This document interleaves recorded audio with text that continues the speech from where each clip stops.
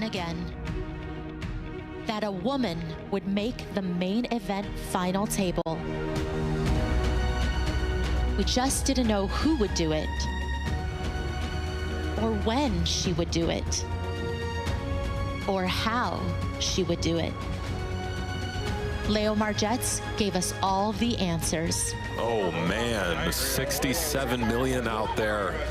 In prayer is Veloso with ace-king here. Margetts with the hooks. Oh, it is the third club. Fourth for Margetts.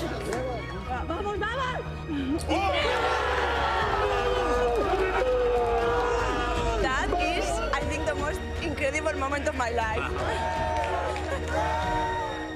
Now, Leo carries the pressure of the moment, plus the weight of so many who came before her, as she plays the biggest final table of her life. Her task is not easy. The grinder is a legend. Kenny Hallert is a pro's pro. Adam Hendricks is nearly flawless. And John Wozniak is an amateur with no fear. But the poker world has been waiting for this night for 30 years. And now that Leo Margetts is at the final table, there's only one question left to ask. Can she win it?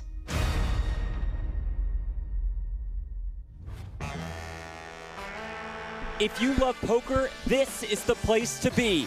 One of the best main event final tables in history is just moments away from cards in the air. Hi everyone, Jeff Platt welcoming you to the biggest day in poker. I'm joined in the booth by Brent Hanks and Nick Wright. Yes, that Nick Wright. Natalie Bodie will report from the sideline. We are fired up. Hope you are too. There is so much at stake tonight. So many stories worthy of top billing, and there are so many players worthy of becoming the world champion and taking home that bracelet and $10 million. It's been 30 years since a woman has made the main event final table. Spanish pro Leo Margetts ended that streak with a combination of tough play, staying calm under pressure, and yes, a little bit of luck. She starts the final table in 5th place. In any other year, Michael the Grinder Mizrachi would easily grab all the headlines. What a year he's had. He won the Poker Players Championship for the 4th time, a mind-boggling accomplishment on its own. And then he final tables the main after being down to just 3 big blinds. What a legend. But let's not forget the chip leader, 50-year-old amateur John Wozniak from just outside Seattle. The only player over 100 million in chips. Woz has his work cut out for him with a loaded final table, including Mizrachi to his direct left. Before we get started, a look at the leaderboard brought to you by PokerStars. Wozniak and Grinder run 1-2, but some strong pros in Kenny Hallert and Adam Hendricks lurk. This final table is wide open. The 9 remaining players are millionaires, but to varying degrees. Payouts presented by GTO Wizard. 9th place is a flat million. 1st place is 10 million. Each pay jump is so valuable, which is part of what makes this so much fun. All right, enough of us for now. We are just moments away from the start. From 9,735 entrants to 9, and it's time to play down to a champion. To get our final table underway, let's send it down to World Series of Poker Senior Vice President Jack Effel. Hello, everyone, and welcome to the final table of the 2025 World Series of Poker main event. We're in level number 39. There's 66 minutes, 41 seconds remaining at the current level, 800,000, 1.6 million, with a 1.6 million big blind ante. Kenny Hallert has the button in seat number 2. I know you guys are ready, so sit back, strap in, and get ready for the greatest final table of all time. And let's shuffle up and deal.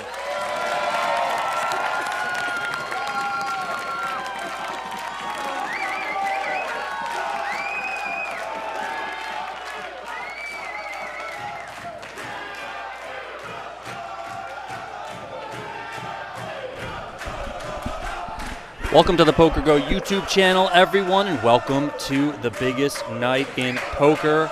My name is Donnie Peters. It is a pleasure to be bringing you the special 1-hour preview of the final table. I lost a bet. We're going to get right into the action here. Not wait one bit. And look at this. Lee right away finds ace, queen off. As a reminder, if you guys want full coverage of this WSOP main event final table, both part 1 today and part 2 tomorrow, please subscribe to PokerGo.com or become a high roller member right here on the PokerGo YouTube channel. A raise to $3.2 million from Lee. He is second to act here in positions on the table.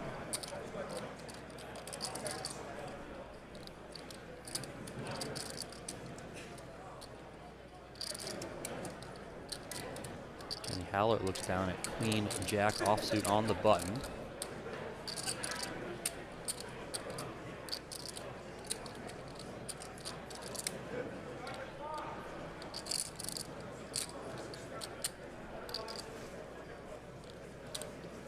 Little pause there for Hollert before it goes into the muck.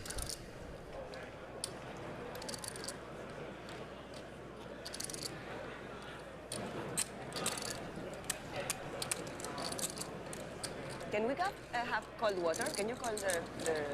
Wozniak finding a couple of 5s here in the big blind as the chip leader. Yeah, see as well. The clock. How is he going to play this one? The clock is not rolling, man.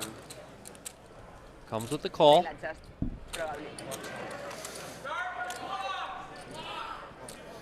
Queen Jack 5. Right out of the gate, we have a set of 5s versus top pair, top kicker.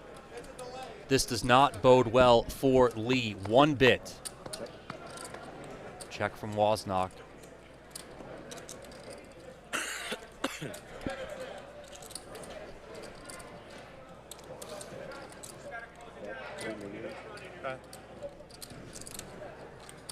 Bet of $3 million from Lee.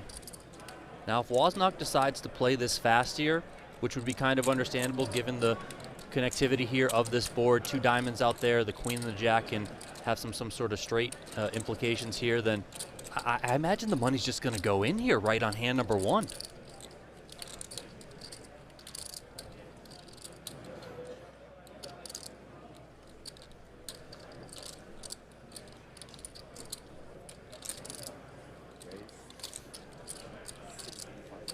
And there is the raise right away. 6.5 million. Pretty small, basically a click here. And that's an all-in from Lee. Wozniak makes the call quickly, and the cards are on their back. Here we go. Set versus top pair. Set of 5s, ace queen. Set of 5s. Ace queen and riff. He's got pair. No. Queen jack. You guys can see the percentages there on your screen. Lee, all in and at risk as the shorter stack here, has only 4% to survive. Ace queen is all in. Queen jack 5. What the hell? How does that happen?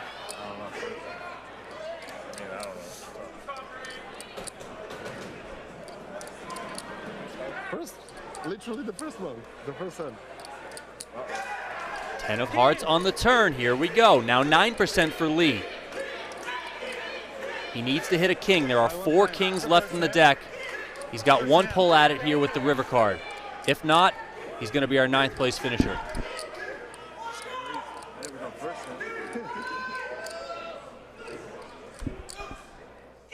And the river card is the jack of hearts. Wozniak finishes with a full house, 5s full of jacks, and we lose Dae-Young Lee in 9th place, a $1 million score for the man out of South Korea. A great, very impressive run by him.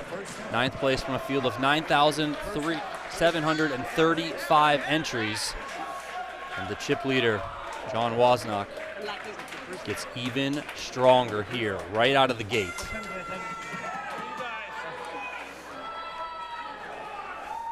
Got 1 guy's out. 1 elimination.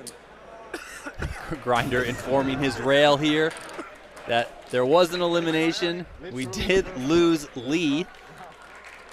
The final 8 players are now guaranteed $1,250,000. Hand to the air for our chip leader, John Wozniak, an investment consultant. What a setup, first hand. 50-year-old recreational player, but serious, of course. Father of 4. It's going to get a chance to settle in and, you know. What do you start? How many chips do you start? 20 blinds, I think maybe. I think 22 big blinds. I mean, Weird spot.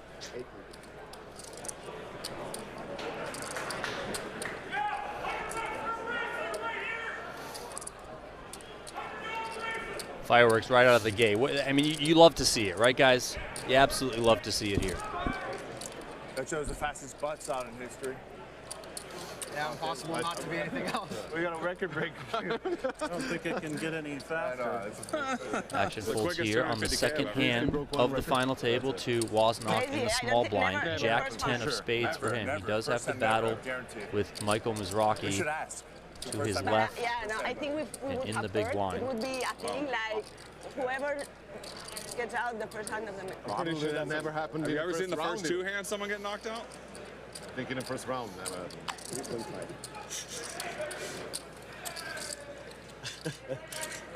Too soon.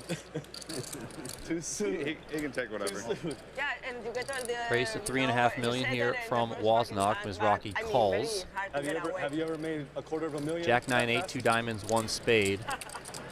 Top pair and an open ender for Wozniak. He's also got backdoor spades. Mizrachi misses. Amazing, eh? What a game. That was sick. Sick block.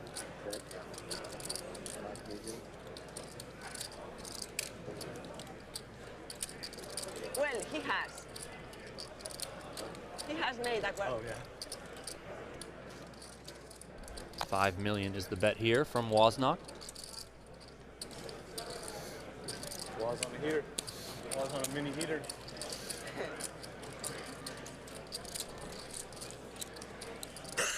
Mizrachi gets out of the way, and that's 2 for 2. Maybe John Wozniak is just going to win every single hand of this final table. Maybe. He is 2 for 2, so it's live. Hard to see. That's better over there. Well, Michael, 15 years ago, you win the PPC, you go on a run to the main event final table. 2025, you've done the same thing, win the PPC, and now another final table at the main event. How does this run compare to that one? Well, first, the only difference is that I'm 15 years older. I can feel it in my legs, but it's just an amazing run, and just hoping to get better than 5th place. And I feel really good about this tournament. I mean, I think it was fate. After I had like 2 big blinds left, just the way everything went, it was just, and the key thing is, my favorite hand is 44. I am 44 years old, so this is meant to be. Well, there you have it. And I got to ask you, your experience, it speaks for itself. How do you think your experience and being here before gives you an edge on this table? I think the experience can be a big advantage for me. I think everyone plays great, but that experience is going to take me to the next step. Good luck. Thanks for the time. Thank you, Natalie, there for that catch up with the grinder. As we get back into the action here, Jared Mangini coming in with 2 queens. Mangini did earn that pay jump. He came into this final table as the short stack, but due to Lee busting on the first hand, $250,000 pay jump secured for Jared. Raise and take there with those queens.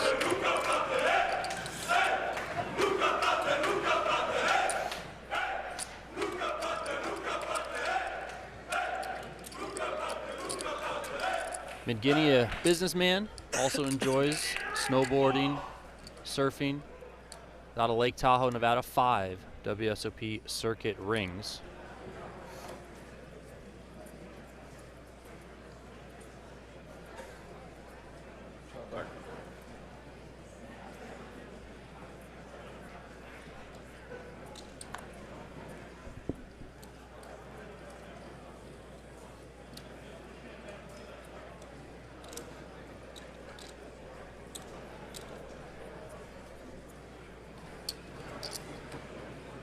Action here over to our chip leader, who now finds kings. What a start to this final table for John Wozniak.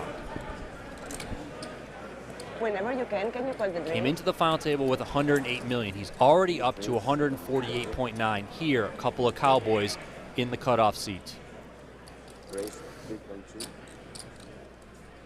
Raised to 3.2 million. Get a lot of hands, huh?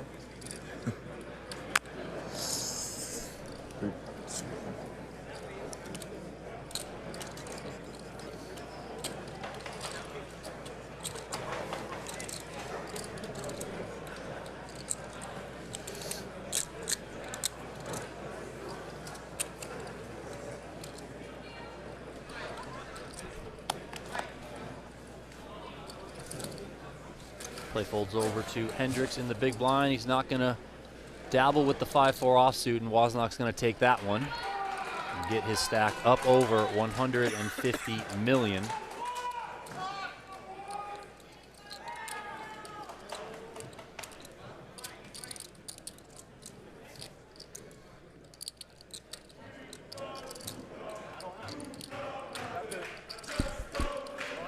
There you see the main event by the numbers over the recent years. 9,735 this year. Yes, slightly down from last year, but 9,735 runners in a 10K freeze-out event is absolutely, positively incredible.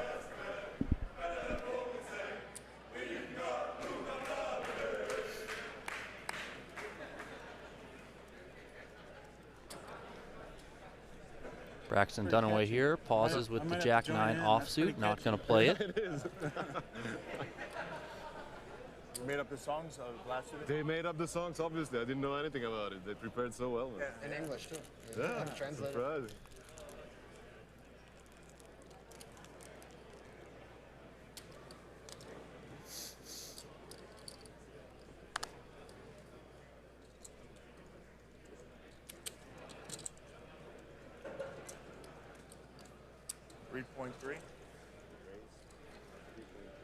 Interest still?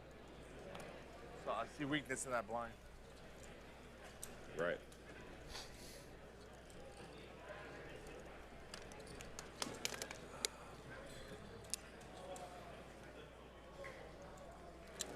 I raised blind, I didn't see my cards.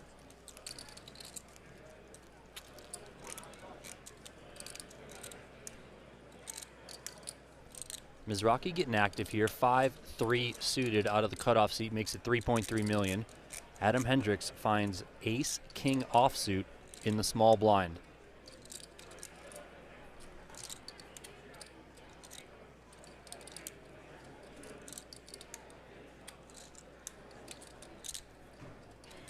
Hendricks working off 28 big blinds. The tricky part about playing this hand for Hendricks, as we do see him come with a 3-bet, is that Mizrachi can play, he's a bit of a wild card, right? Like, he could flat some hands like this in position if you don't price him out accordingly, and that's why we see Hendricks here come with 13.2 million. I already know your hand. That's crazy part.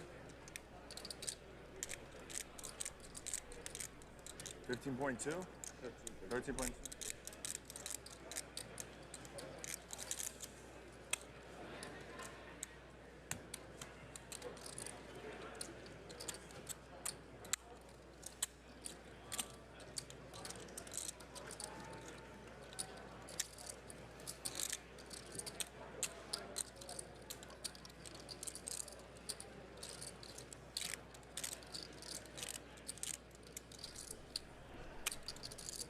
Heard Mizrachi say that he already knows Hendricks' hand. But he's going to put the 5-3 suited in the muck, and that's a nice pickup there for Adam Hendricks.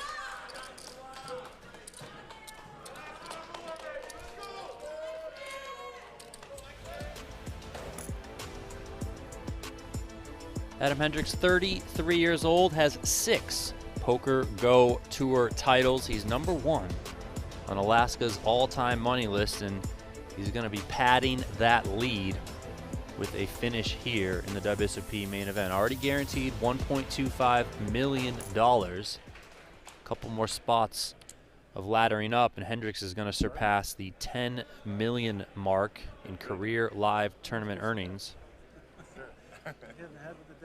Shout out to HendonMob.com, always the place to go for poker stats. Sorry. Thought you were thinking. Yeah, no. Yes, but not thinking about my hand. Yeah.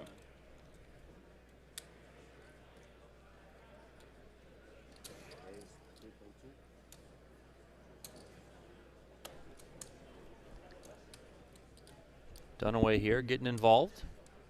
9-7 of hearts makes it 3.2 million.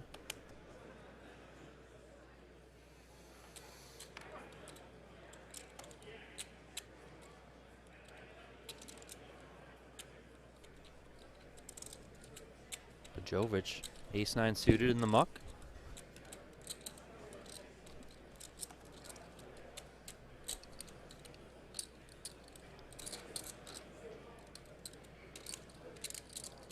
Action over to Margetts here in the big blind. King 3 off, not good enough. So raise and take it there for Braxton Dunaway.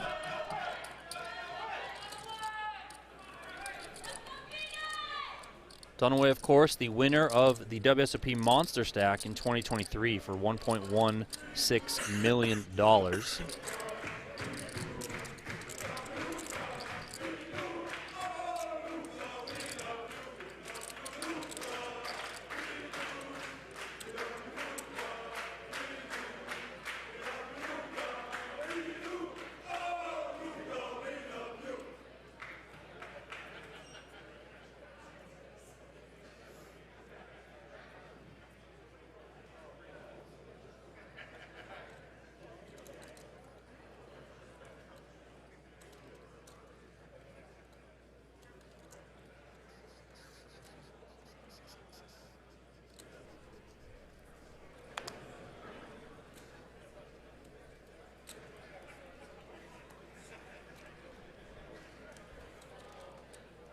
Couple of folds here to start this one off.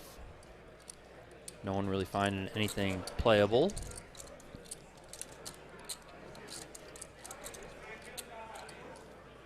Mangini, ace, queen of diamonds on the button. This is certainly playable for the short stack.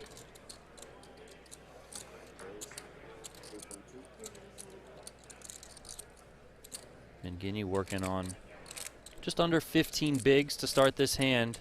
And Hollert finds a couple of fours. Kind of shades of the opening hand. Ace, queen versus a pocket pair. And the pair's in the big blind. So here we go again.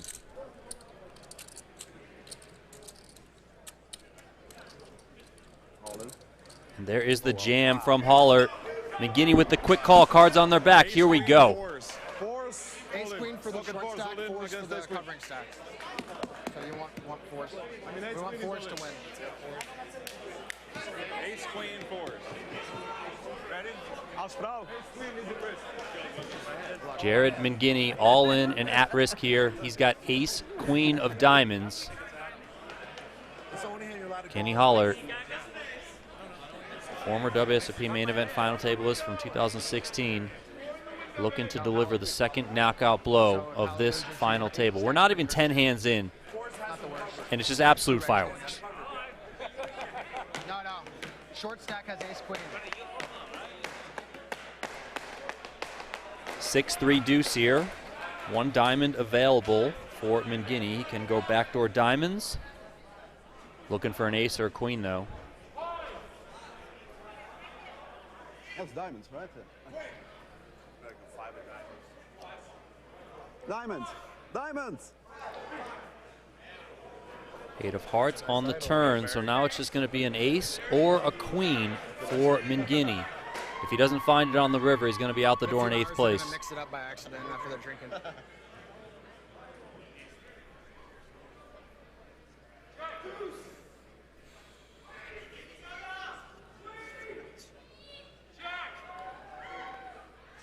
The river is the 10 of diamonds, and we lose Jared Mangini in 8th place here in the 2025 WSOP main event.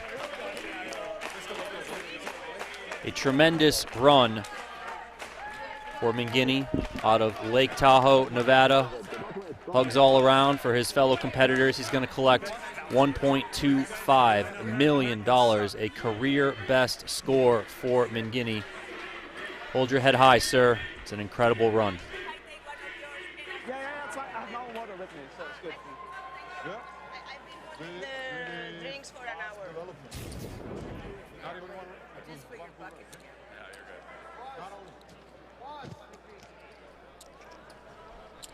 All things considered, he comes in 9 of 9. He's the short stack. He did earn a $250,000 pay jump. Of course, you get to this stage, you obviously want more.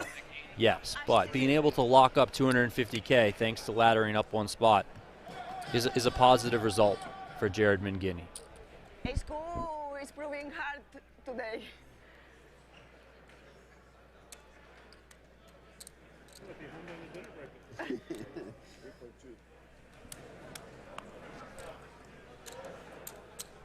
Our chip leader here, Wozniak, 6'5" suited. It's going to raise it up to 3.2 million.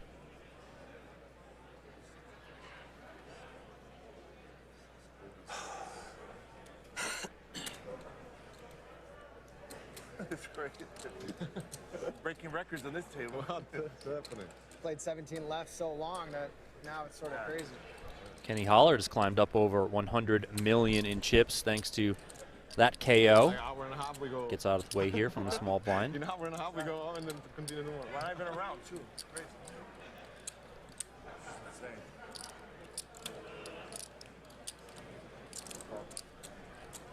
Kenny, you have how much, like 80? No? Dunaway electing to defend with queen 4 off. Wozniak did open under the gun. A7-6 rainbow. Wozniak picks up a pair of 6s to take the lead. Also a texture that should probably favor him as the under the gun razor.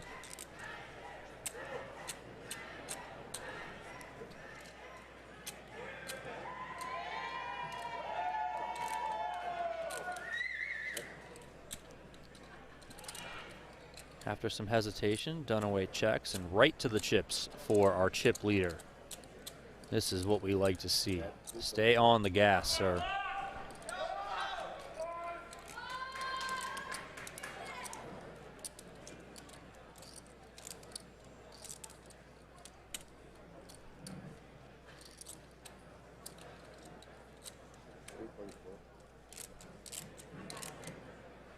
For those watching on the PokerGo YouTube channel, please do hit that like button, subscribe to the PokerGo channel.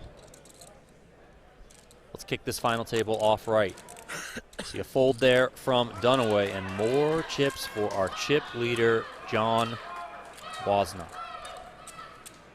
Can you just be careful when you're mucking? I know that hand didn't matter, but sometimes you like lift from the front. Thanks. Mucking? Oh, well, you like fold, sometimes you lift it. After hand's over, it's okay. Yeah, sometimes he does it during the normal hand. You've now competed on poker's biggest stage. How do you describe what this run has been like? I mean, it's been amazing the whole time. Obviously, ups and downs. I was grateful to be here.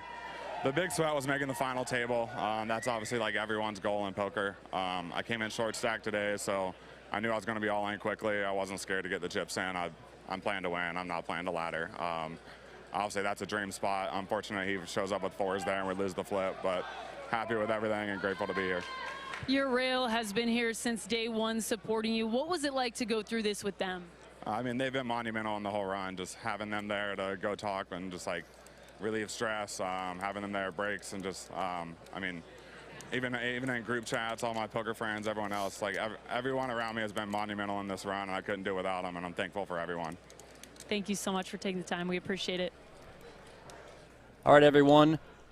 I'm going to switch things over to Jeff Platt, Brent Hanks, and Nick Wright on the main feed. Temper, be short with anybody, just cream of the crop as far as good people are concerned.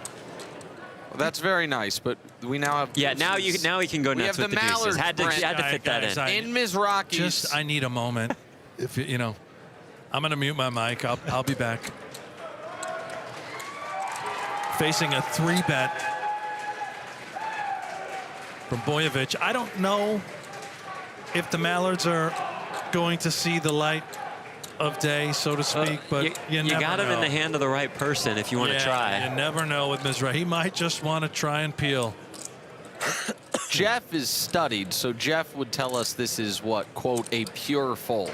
Jeff would have never opened He would have never opened the deuces. Right. Yeah, we would have just mucked him. And then I would have sent Brent a text after. Sorry, I had to fold deuces again. Mikey will show you how these things are played.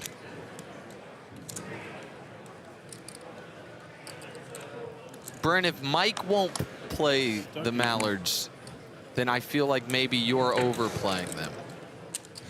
That's a great point. It's impossible for what it's worth, but yeah.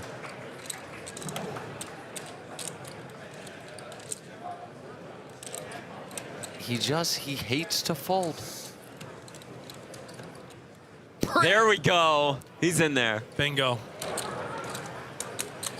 You think he was just debating 4-bet or call? I'm not rooting for anybody or anything in particular, but put a duck out there on the pond. Ace King 4. 2 hearts, though. A lot of backdoor draws. No. Big flush draw.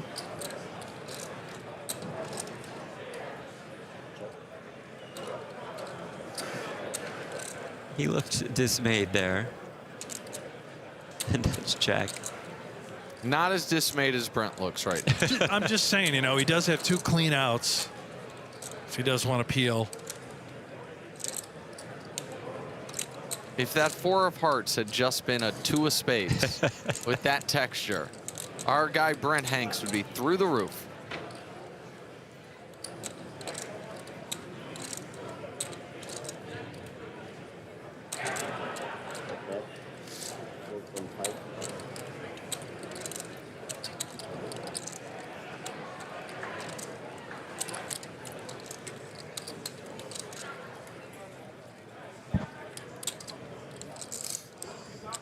Goes just 20%, Jeff, just trying to bait the grinder into sticking around. Well, I mean, you can see just the guy wants to win every single pot. He's gotten him this far.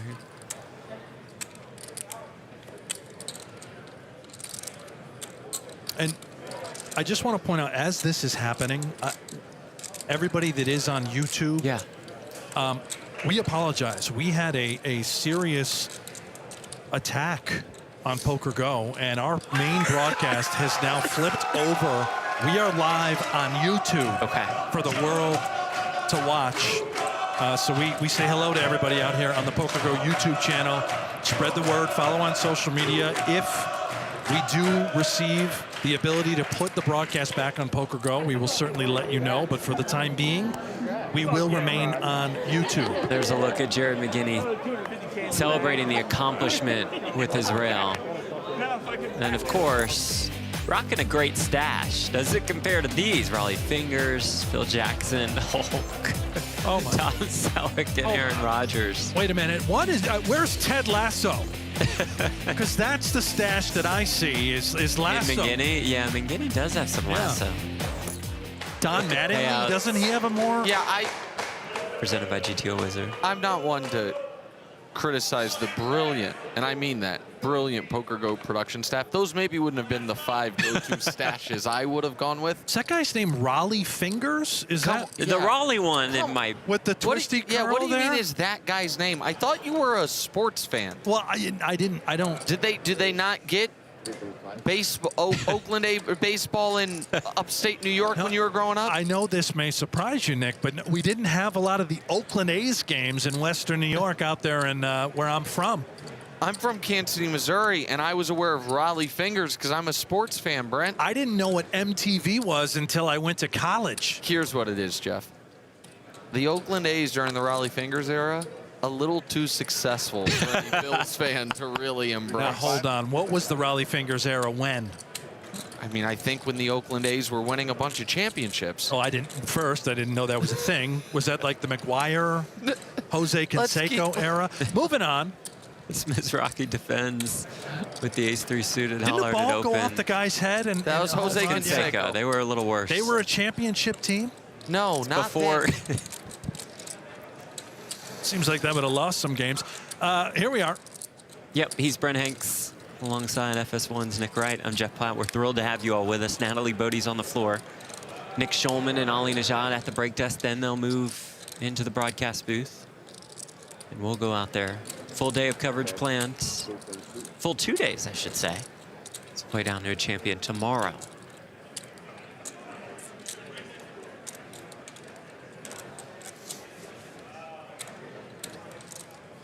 See if Mike gets a little frustrated.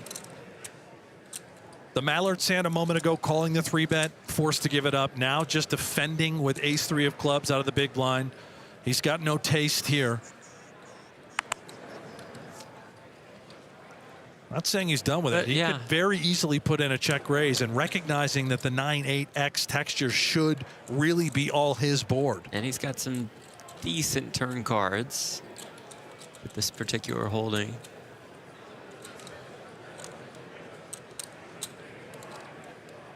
And he's sticking around. How much? Goes check call. And all of a sudden, this feels like a somewhat important pot for Mike. Absolutely. Turn brings another 8. Brian, if he liked his hand on the flop, he should like it still. One would think this is a good card. I don't believe that Kenny can bet. And look at the grinder. He certainly can. If he's reaching and leading, this probably just wins. Does reach, does lead. Absolutely can have all of the 8s. Does win. Very nice grinder. And that's where I find it fascinating, because everybody talks about grinder not being studied, and I'm sure that's true. But that's a common theme amongst those people who are studied. When the middle card pairs, you can donk bet. He just intuitively felt it and knew it. Perhaps has picked up on that trend that you can pick up on if you want to make optimal decisions in high-pressure spots. Then GTO Wizard AI has you covered. Study any situation, any bet size, making it the ultimate tool to prepare yourself for those critical moments at the table. Check it out now at gtowizard.com/PokerGo to get started for free and save 10% off your first purchase. Mike, there's a black. Huh? You know There's a what? black in the front. Product has gotten a lot of, I think, great free advertising during this World Series. And I hope it's not a GTO Wizard competitor. Booth Wizard. Oh, the Booth Wizard. The Booth Wizard. Which I've got to tell you. Oh, man. Listening to Nick tell Ali he spent the previous night drilling spots on Booth Wizard was one of the highlights of what's already been a brilliant main event. Yeah, and you know what else, by the way, is I see Dunaway's 3-coin shirt. Shout out Randy Sadler out there on the rail. The night shift coin, I hate to take the jelly out of their donut, but somebody created it. Really? It's now out there in this weird world of meme coins. I got to tell you, and maybe this is more for off the air, I have a good feeling on who might have done that. Don't buy it, by the way. This is not Dunaway. Dunaway is unreal. Hollard opens. Dunaway's 3-betting with the 7-3 suited from the cutoff with the chip leader behind him.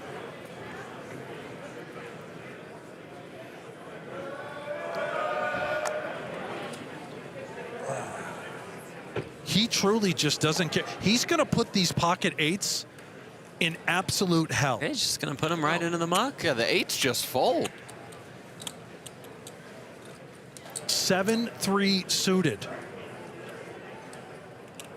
Dunaway expecting a lot of tight play. He's trying to exploit it. He's going to be right. Yeah. Kenny might call. I mean, the hand is really good, really nice. But there are, again, these giant payouts, these ladders. And you're going to see tighter folds than usual, especially from the well-studied players like Kenny Huller. I think Kenny's going to fold, and this is just going to work. I'm with you. I agree. Yeah, there it is. It does get through.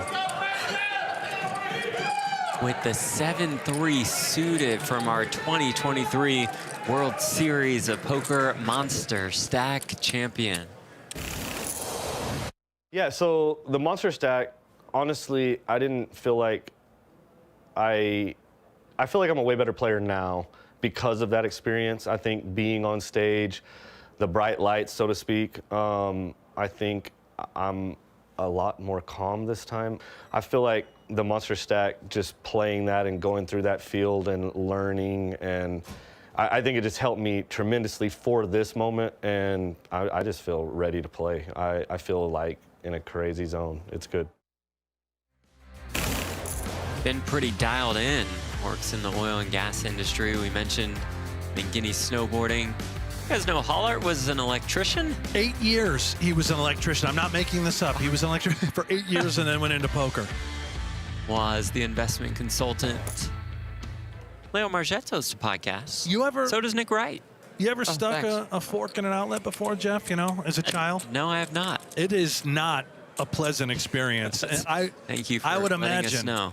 8 years of being electrocuted on the job, you find something else. Also, Dunaway's about to have one of the most eclectic Hinden Mob pages ever, where if you sort it by biggest cash, third place, biggest cash of his career, 68,000 and change at the $1,700 Circuit Choctaw main event.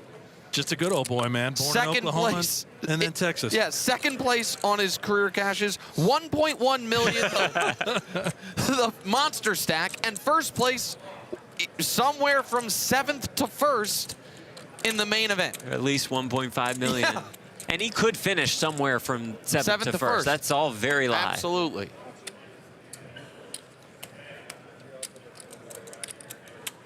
The majority of people that are tuning in, they see a lot of themselves in a guy like Dunaway and in a guy like Waz.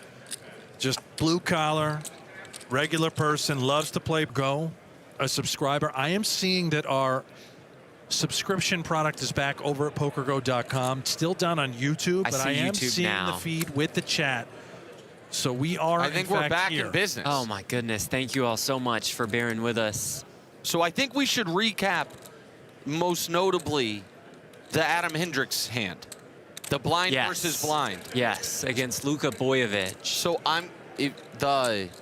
from memory, it was King 9 against 6 deuce. Yes. Flop. Bojovic limped in pre, blind versus blind. Correct. Hendricks checked. Hendricks in the big blind checks. Flop is Queen Jack 6. Yes, rainbow. It goes Bojovic bet. Yes. Adam raises to around 5. Yes. Bojovic with the King 9, 3 bets to around 10, or right, exactly 10, I think. Adam thinks for a while, 4 bets to 15 with, again, it is Queen Jack 6 rainbow. Hendricks has 6 deuce off.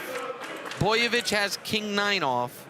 It's limped pre, and the action goes bet from Bojovic with his gut shot King high, raised to 5 million by Hendricks with the 6s, click back to 10 million with the King 9, click back unbelievable with the pair of 6s, and then Adam windmilled it. Unbelievable. Just showed the bluff right in his face. And we will at some point, hopefully very soon, we'll get that hand out. Yes. And share it on social. But it was,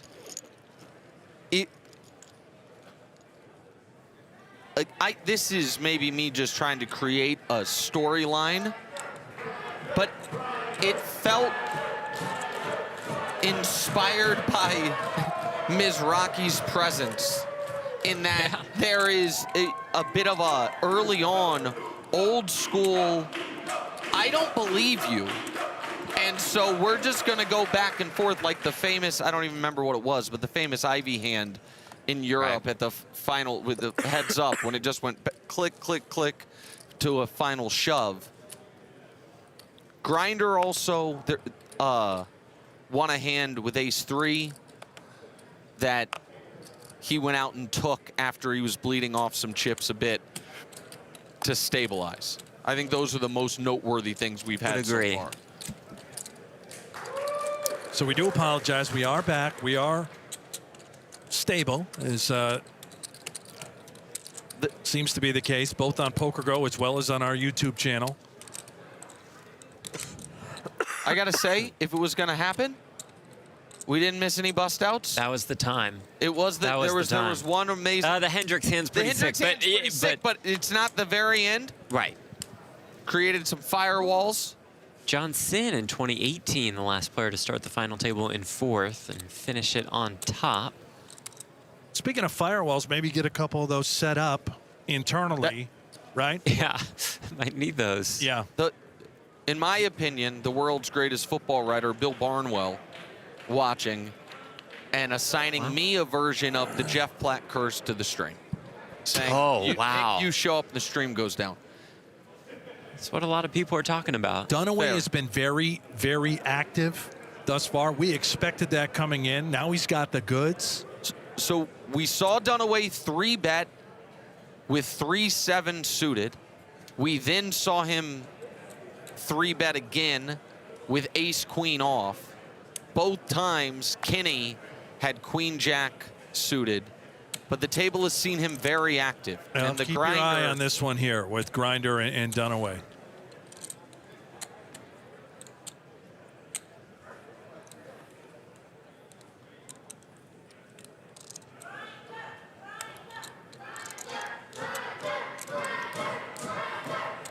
You hear from Grinder's rail. Feels like we're going up.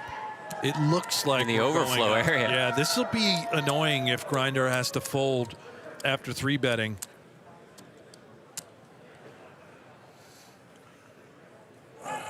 Dream spot for Dunaway. See Grinder 3-bet here.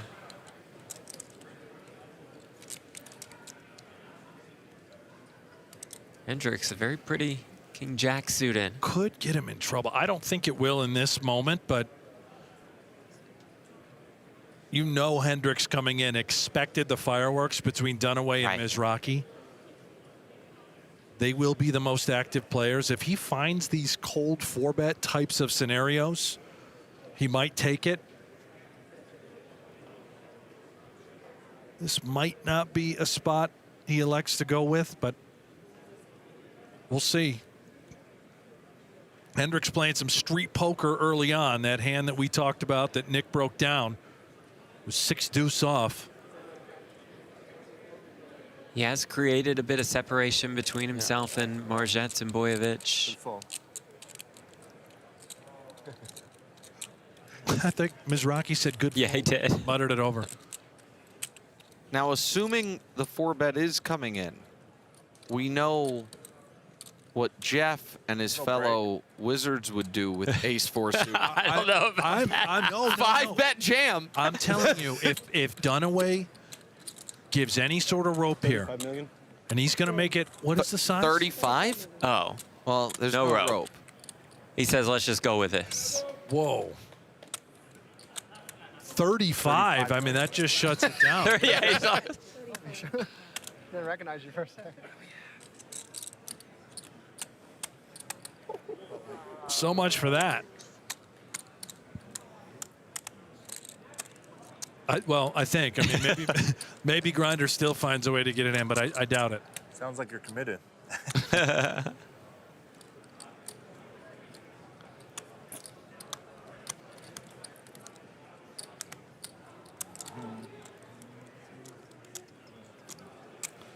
That is a really fascinating decision by Dunaway. Yeah. Almost just simply Basically declaring, jamming. Yeah. I have no interest, even with kings, on playing a huge pot out of position against this guy. And so I want to remove all decisions.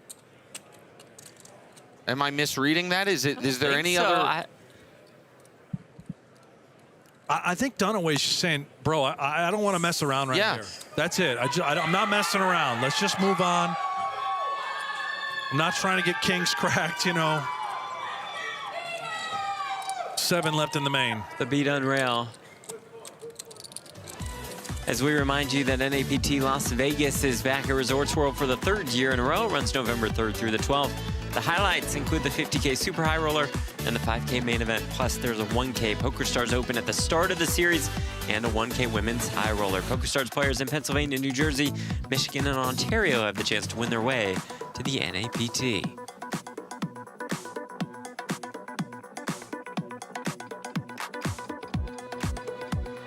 If you got it, you got it. You know? You got it, you got Wise it. man once said. I was not expecting to put so much ice. The overflow areas are packed. Empty cup or something. You're in America, you should really get a lot of ice. This is a hot ticket. You know that when I come to America, I travel with my own coffee. That's the level. No respect for the fine American coffee makers. I mean, the fine American coffee makers are just importers, right? Unless you're in Hawaii. I feel like it's, I mean, I get great coffee from an amazing grocery store in New York City called Zabar's, but I don't think it's local. Not made in America? I assume our coffee is not here. But again, I would tell Leo, like, you can get amazing coffee in America. Stuff, yeah. A bit expensive here, perhaps, for the good stuff. Tariffs? Why is it expensive here? I knew. Brent's eyes lit up. And here's one of my favorite things about Brent Hanks. You can't ever accuse him of being political because he really just doesn't know what he's talking about. Right. Good point. Like, what tariffs is a good line, but I don't know who is supposed to be insulted by it. I'm not insulting anyone. Exactly. I'm begging the question. And what, again, I apologize, just to go back. You taught which class? This actually is good for my case. 5th and 6th grade. Social studies. Yeah, we learned a lot about the Boston Tea Party. Tariffs. Yeah. Oh, I guess we only play 60. It's a revolution. 32. Marchette's defends with the Jack-Deuce suited.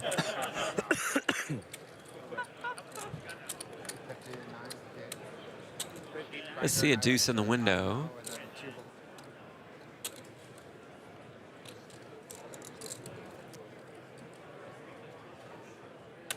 And again, we were having a slight geopolitical conversation, but it is noteworthy. Very slight, yes. Dunaway just opening under the gun +1. God. It's not outrageous. If he likes but the hand, he just plays it. Yeah. It's as simple as that with Dunaway. He treats this like a cash game, I gotta which tell makes ya. him dangerous. It also reminds me of my style, which I've got to tell you, I'm not sure is great for Dunaway's chances, but it's giving me hope. 0 mistakes. No mistakes. Leo, non-believer. Turns a gutter. See if Dunaway fires up a second shell, turning that gutter.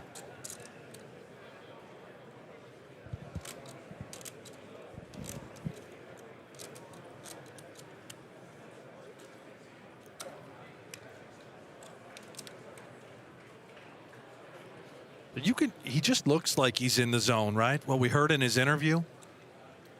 Oh, he does check back. River brings the 10 of spades.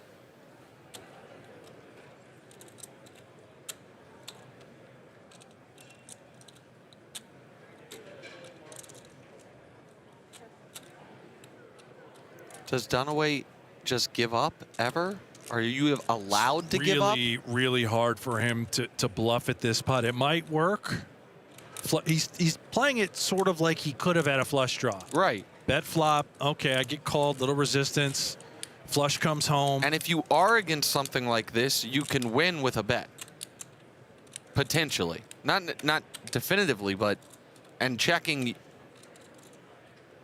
you're just giving it away.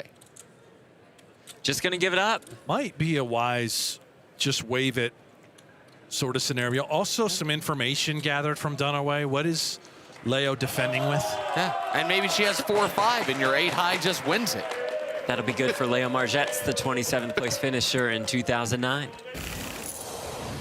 I was 27th in 2009, so of course it's very unfair to judge my game based on what I know now, but obviously, you know, like I'm a different, how not, no? A different player 17 years later. I think obviously I've improved a lot in terms of my technical skills, but the biggest difference is the mental. I think the main event is a super emotional event where you need to know how to manage your emotions very well. But then I don't know, my mantra, my goals has been to play to be proud of myself and have fun.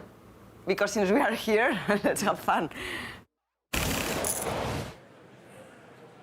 Leo Margetts, first woman to make the main final table in 30 years. Started working, by the way, after school at IMG. Oh, really? Sports management company. So if I may, Jeff, just for the audience, because the blinds just went up, I just think it's worth noting. Boyovich is down 10 million, Hendricks is up 10 million. That's essentially due to that one hand we described. Wozniak is up a clean 50 million, again, from where they started. And then Dunaway, Hollert are up 13 and 18. Leo is basically dead even.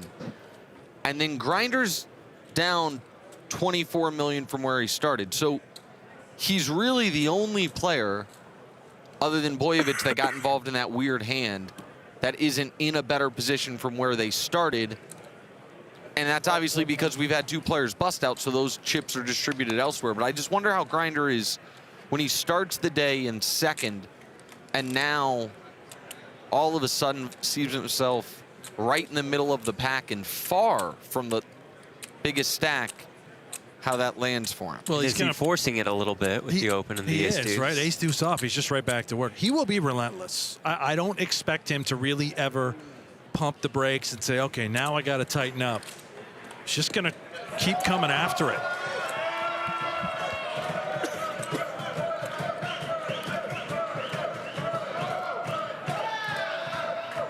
Got to feel good to get that one over 75 million in chips now. 1 million, 2 million, a 2 million at big blind ante.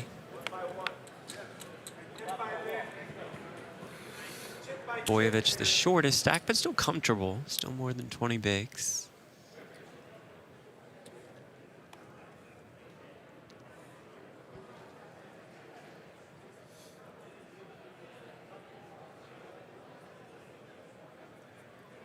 Was king 10 off? Our chip leader, no thanks. And Waz, after getting premium after premium, and the very first hand of the day, flops a set of 5s against ace queen on queen jack 5 board. The last 40 minutes or so has been pretty content to fold. Leo, you'd imagine, not folding here. She has king 10 as well.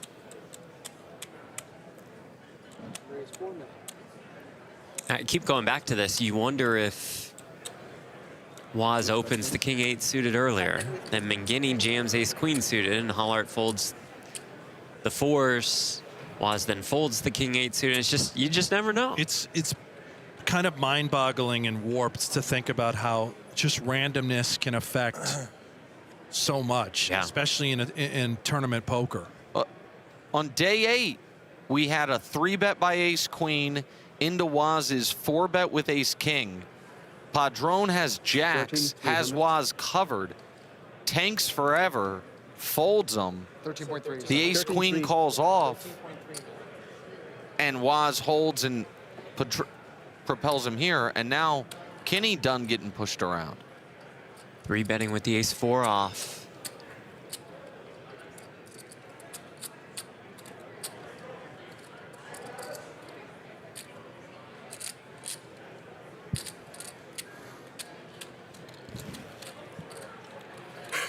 Leo started the hand around 25, 26 bigs and out. And Nick, to what you were just talking about, that hand with Waz and with Padron, who finished in 10th place. Had he gone with the 2 jacks, Waz is out. Correct. Yes. Both players would have been eliminated, and Padron potentially may have been the chip leader coming into the final table. I should have. I didn't finish it. I apologize. It came 8 high. The run out. Right. And by the way, you say both players would have been out. Ace queen probably folds. Might just muck. Yeah. Right. Yeah. And instead, Waz is sitting here with more than a quarter of the chips in play. 1.5 million locked up, and again, Jeff's the wizard. His stack right now is in real dollars worth 4.5 million. I think it was worth 4.5 entering the day. So yeah, probably 6-ish. I don't know. A little more. It's worth more than third place money is what. Yeah, for sure. My educated, and by educated, having studied 0 ICM spots ever, Very educated. Is this our? Oh, small blind. I was going to say I thought this was an open limp. My apologies. 6-4-3 straight draws for both. Waz is of the open-ended variety.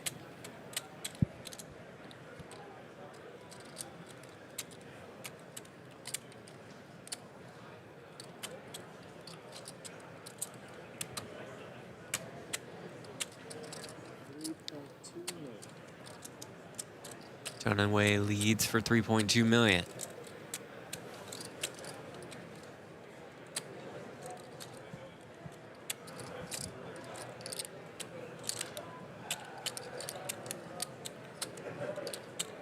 After talking with Waz over the last couple days, it feels like he's just in the middle of this magical experience. He's like got enough confidence in himself, like, hey, yeah, I'm playing solid. I realize some of these guys are really good. Oh. But I can put pressure on him, especially here. He makes it 8.5 million. Nice.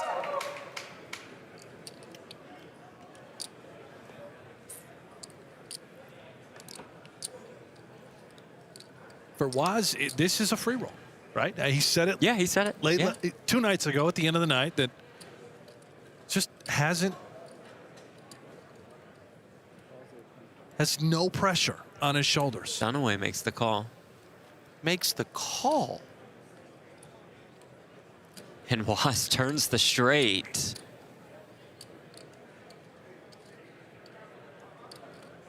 This could get Dunaway in trouble if he wants to try and represent the Waz holding.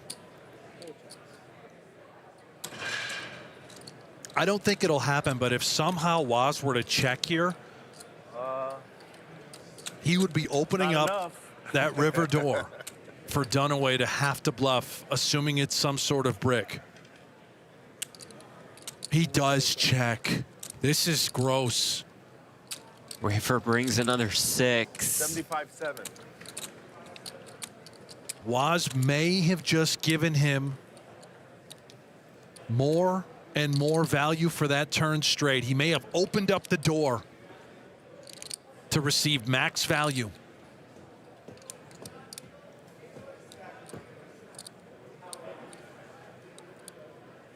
You saw this coming, Brent. It's happening, yeah. And the call on the flop is, I know he had the best hand with queen high. It feels like you see a lot of times with that gut shot, a check raise on the flop.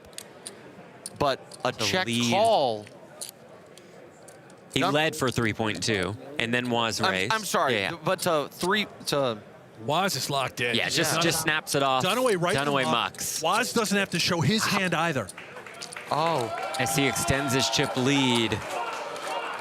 He's got more than 80 million more than anybody else. He's got more than 30% of the chips in play. And again, not to be results oriented, and I'll ask you guys, but Dunaway's call of Waz's raise that on the flop is highly irregular, right? Sometimes in those spots when you have the gut shot, you put in the raise yourself. But just calling his raise with queen 7 on a 3-4-6 is not typically a thing, right? Am I do wrong? think, to your point, you see that kind of action go check raise Yes. with a hand like that versus on 6-4-3. I think small blind versus big blind go lead. Yeah, I think normally it's, for Dunaway, check call or check raise is best rather than lead and then call a raise on the flop. But, we got 2 overs to the board plus a gut shot to the straight. It's not that bad. I think really And he was ahead. I mean, to be fair, queen high was and that's ahead, why that shows you why you see a lot of continues there. Yeah. I just love the way that Waz decided to play it. Checking back turn, having made knowing that Dunaway straight. That's how he was able to maximize his profits that hand.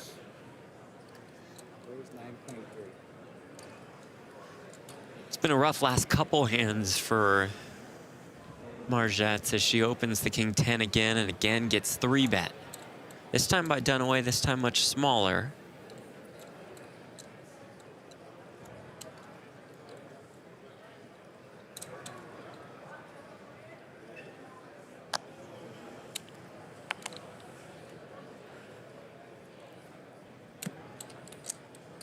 Grinder just hates to fold. He's just trying to find a way to get in there. Every time he has to fold. I don't think he will be. I mean, we saw it when he had ace-jack off at the start of play with 18 players remaining and just open rip, essentially 20 bigs under the gun. Yeah. When he gets into this, what he feels is short mentality, he's going to go for it. I'm telling you, Grinder will get all of his chips in the middle before anybody else. He really will.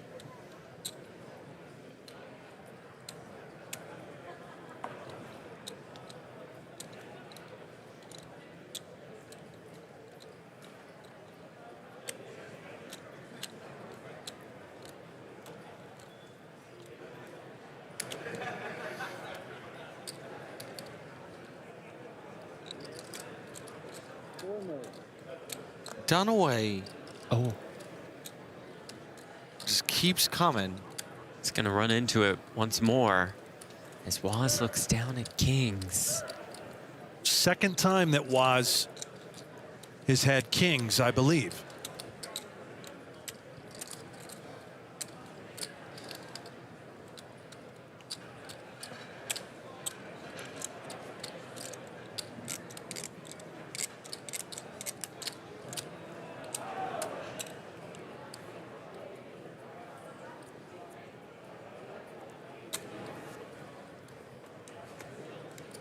His 3-bet is to 10 million. Oh. And Grinder has ace king. Oh my goodness.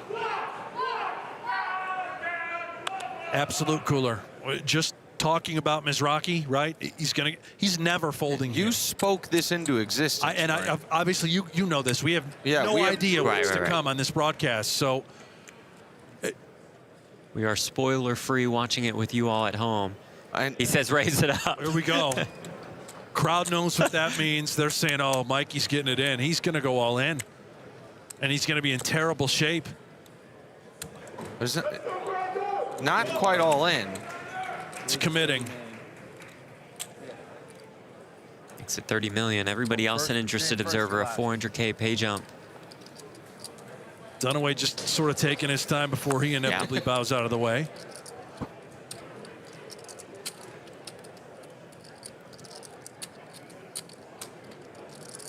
Waz's turn with the kings. Want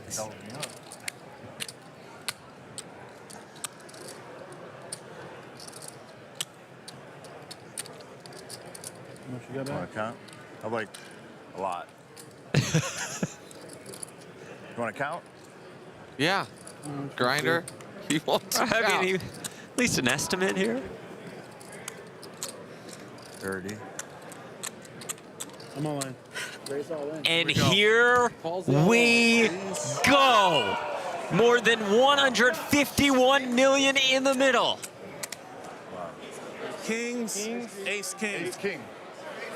The winner of this hand's going to win the tournament. I'm going to say that right now. I've got kings. He's got ace. Mizrachi's going to take the chip lead or be out in 7th. If he hits this ace, this place will explode. Either Mizrachi's got 150 or Wozniak has half the chips in play.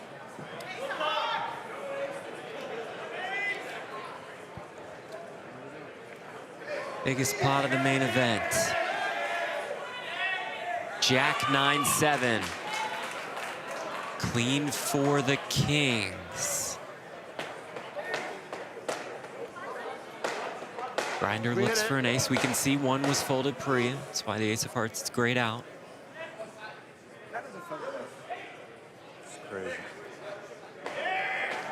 Turn card is a queen. The straight draw arrives. All of a sudden.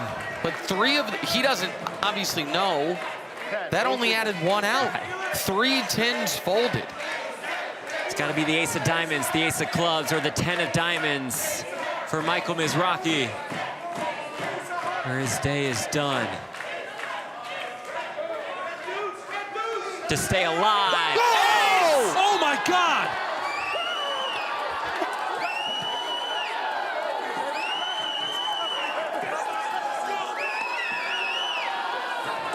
He finds the ace on the river.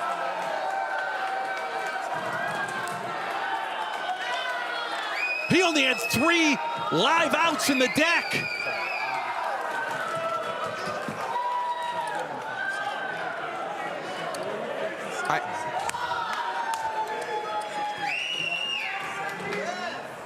I'm sure you're rooting for me. Ladies and gentlemen, Michael the Grinder Mizrachi is your new chip leader after that. And I understand what I said when it all went in. Sounds, and even when I replayed it in my head, sounds premature. The winner of this hand is going to win the tournament. But if Waz had won it, he's at 260 million with 6 left.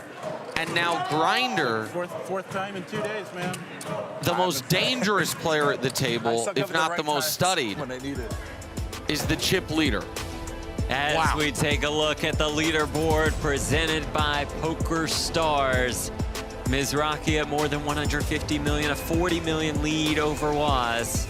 Pollard in third, Dunaway, Hendricks, Margetts, and Boyevich round out this final table. Not sure if it's possible to fill this main event with more drama. This continues to be the greatest main event in history. No arguments here.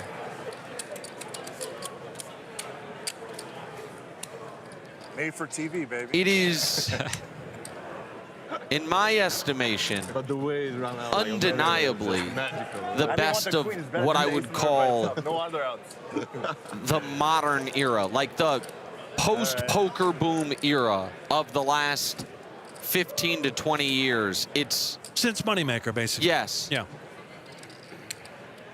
Well, here he comes. Now it's easy, right? Back to work. I got chips. I can raise every hand now.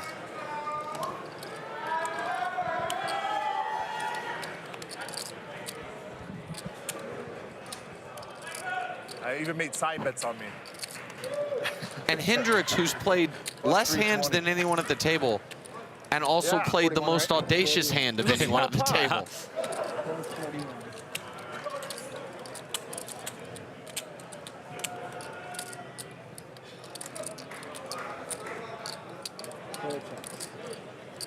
Both with the 6s.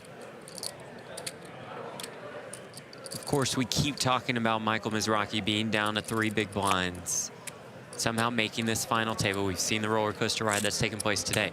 But this whole tournament has been the absolute roller coaster for Mizrachi.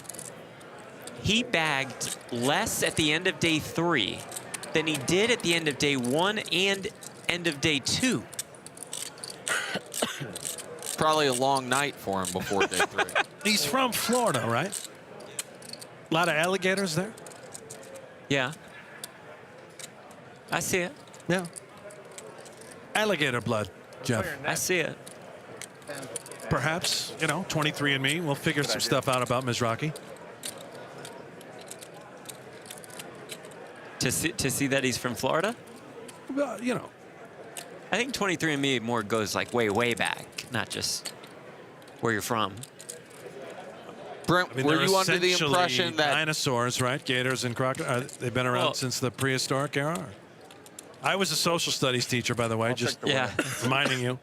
I'll check the winner, Grinder says. He's kind of right. And he does have the winner. So does I do really appreciate the energy Grinder brings to a poker tournament.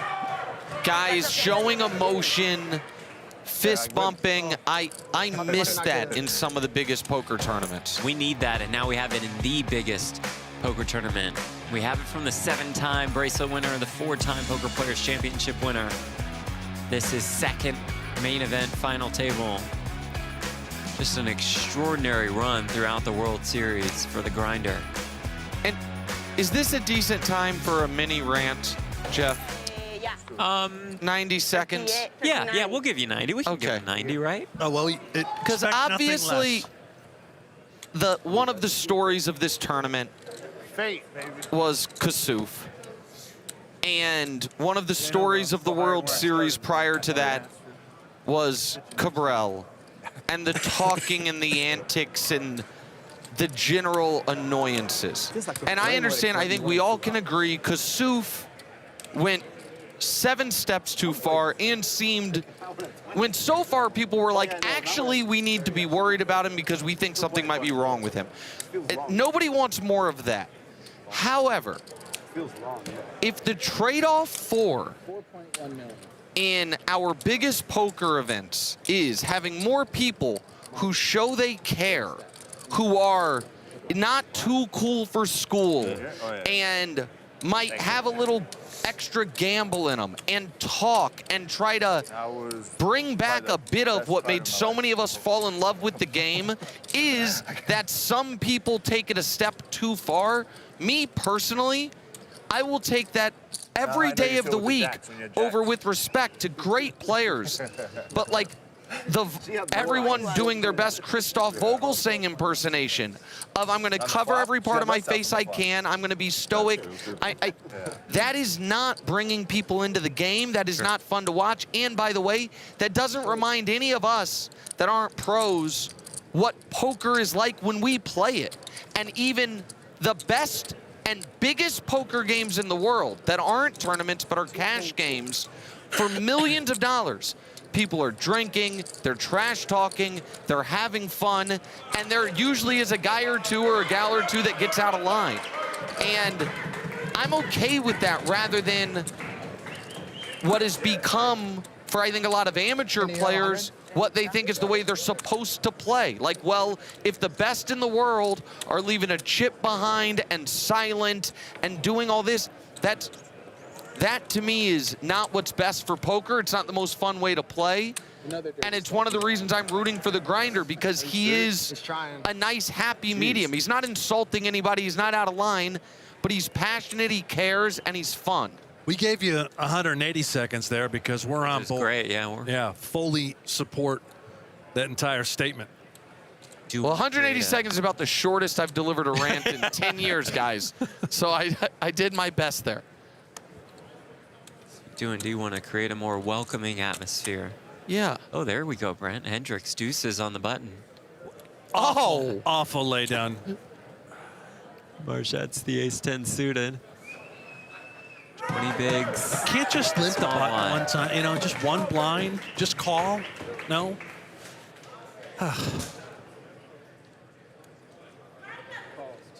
Grinder called a 3-bet with deuces earlier. He's now the chip leader. Just saying. Great point.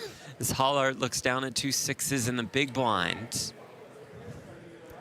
Again, Margette starting the hand a little less than 20 bigs.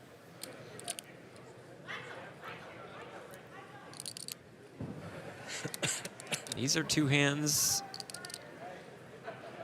perhaps worthy of doing battle in this specific scenario. Hollard does jam. Yeah, and this hand might be too good. I think it has to call. I think ace-10 suited is a call.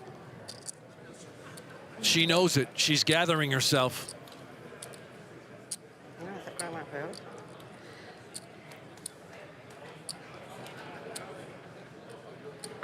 And she makes the call. As 10 de corazones. As 10 de corazones. Me ha hecho push directo. ¿Contra qué? ¿Contra qué? Contra 6. As 10 de corazones. Ace-10 of hearts against 6s. Margette goes to a rail like she's been doing. Can hardly watch. Bien, bien, bien, bien jugado, bien jugado. Cae, cae, cae, cae, cae, caelas. Caelas. Corazón. Ha salido el 6, ¿no? No ha salido, tranquila. No ha salido nada todavía. Tranquila, cae, corazón, cae. One of the most significant flips that we've seen in World Series of Poker main event history. Rey de Majota. Corazón, corazón, corazón. Jack of hearts, 7-5, 3 to the royal. For now, Margette looks for an ace or 10. Queen of hearts. That would be a fun one. The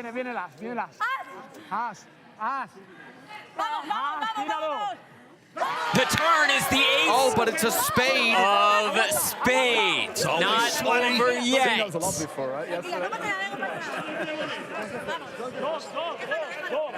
Hollart looks for the 6 or the spade to eliminate Leo Margetts. River card is a spade.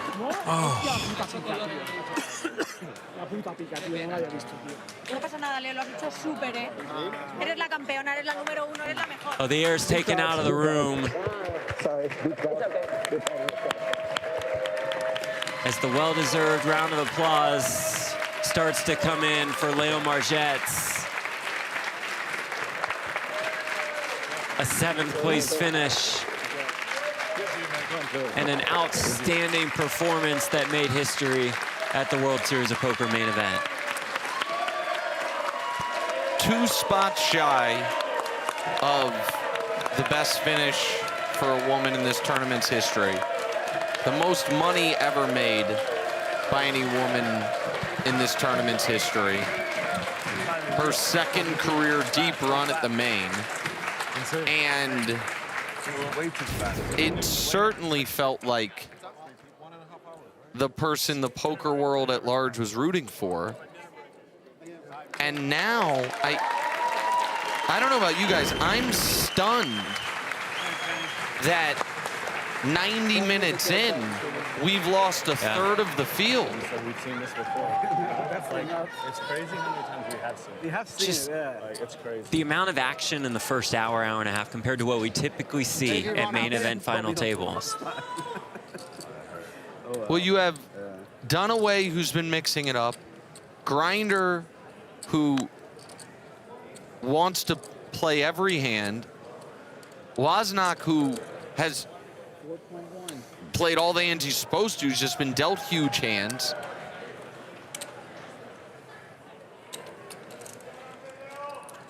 The dream. The dream.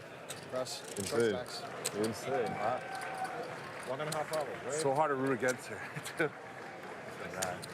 Here are the players talking to it's everyone, the entire world was rooting for Margetts. You guys already owe me a few beers by now. Beer? Okay. Thank you.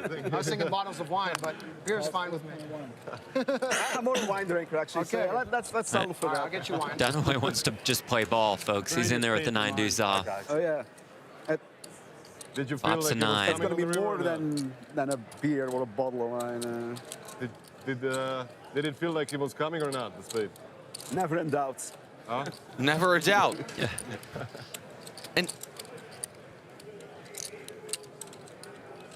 And listen, it seems like Leo has not wanted to really lean into the fact that a woman hadn't made the final table in 30 years. Not that she was running from it. She didn't seem to really want that to be the story, and I understand that. But what is undeniably true is the poker world would be better off. The more people that play the game, the more people that play tournaments, the more people that are involved in anything, the better that industry gets. You get more personalities, you get more money, you get more interest, you get more all of it. And I think Leo making the final table obviously was great. And I also think that her unique, I don't know if personality is the right word, disposition just seemed to be one that people naturally were going to root for. For sure.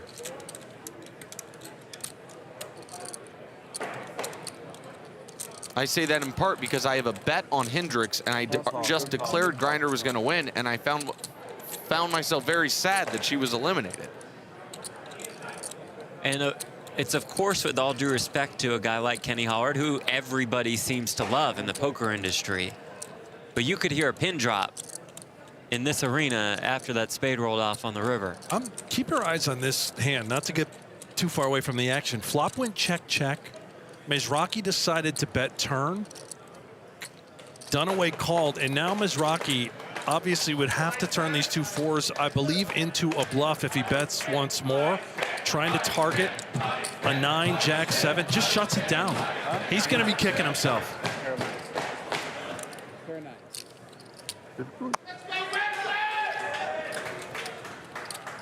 Just one for Dunaway. That just one of many battles that we'll see between those two.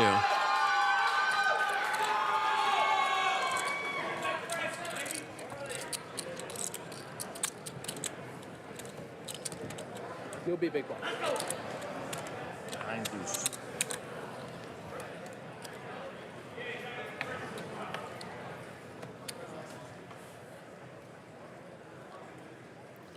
Grinder with ace-king again.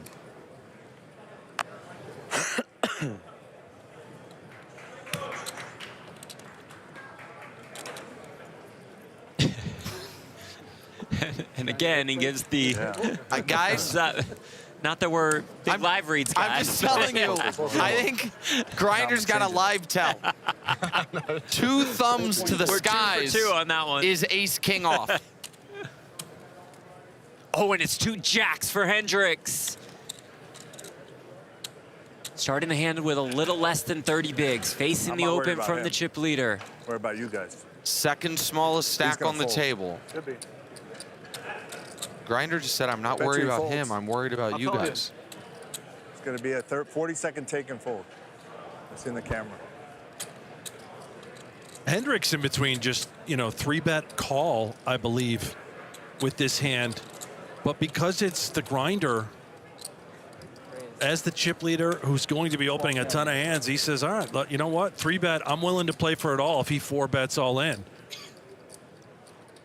I don't think we're 3-bet folding 2 jacks against Mizrachi. No chance.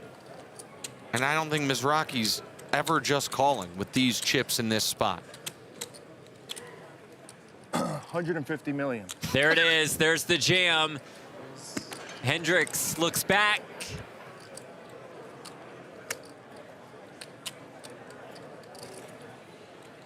He knows he's in a 6 spot right now. The way Mizrachi said that, he's going to call anyway. Here we go. Here we go once more. Jack's ace-king.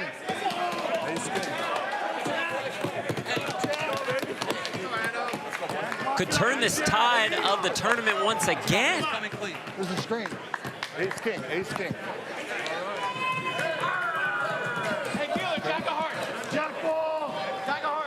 Hendricks will watch alongside his rail. I'm Jax. Crazy. Jack 6-3 rainbow. It is Jack. Jack 6-3 rainbow. Electric atmosphere at the Horseshoe Event Center.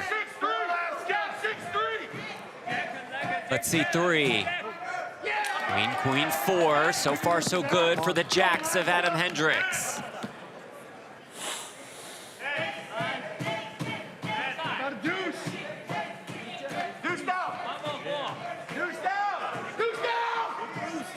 The turn is a king. The turn is a king. Hendricks down to 2 outs.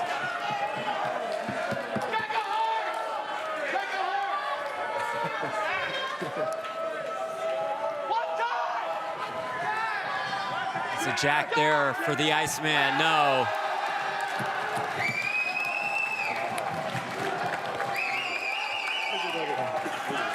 And perhaps the toughest player left. One of the best pros out there in the game, Adam Hendricks, out in 6 for $1.9 million.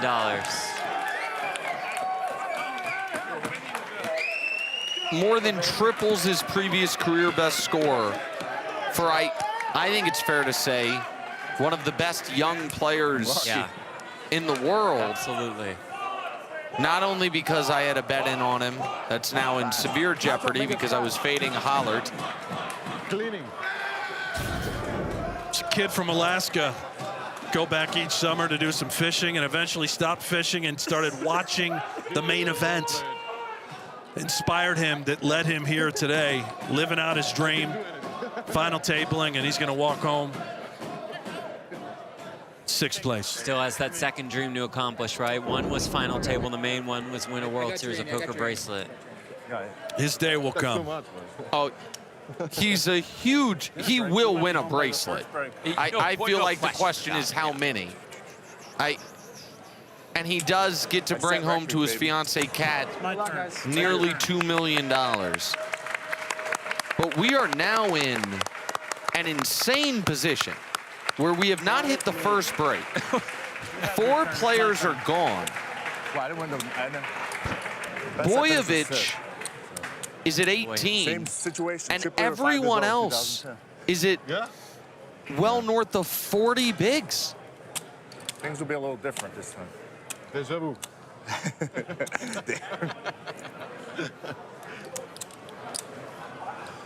Wow, that's a world record, guaranteed. 4 bust outs. Boyovich has not had a great day, yet he's made $1.4 million in about an hour and a half. I told you folding makes money. Yeah, you did.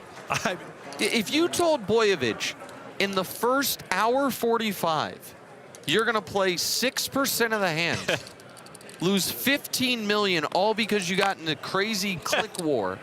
5 million? 5 million to go. And ladder 4 times. 2 players. Thank you. Just think no way. Or maybe with this exact group, he could see the possibility.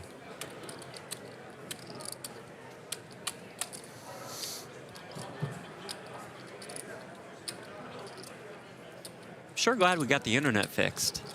Holy moly. Yeah, it's good to be back. Think the fans are excited? You know, Just if I was imagining at a world home on my couch watching the night shift like you and I, all 3 of us have done, not you, Jeff, you've been working, but I would be so angry, throwing stuff at my TV, tweeting left and right, get it back. I got to tell you, pretty awful timing, though, by those sons of guns hackers, whoever did whatever they did. Because if their goal was to hurt the World Series or the stream or PokerGo, they took out the only uninteresting part of the entire tournament. The only bad part, the only boring part is what they took out. Yeah, you didn't miss anything, really. You missed one very interesting small blind versus blind, Boyovich Hendricks. Nothing else. Everything else has been here. You cleaned out the rim. Anybody need a bracelet? Wristband? Any hope Dunaway had of taking this away on the river, not that necessarily he was going to try to, probably just went away there. Breaking records here for sure.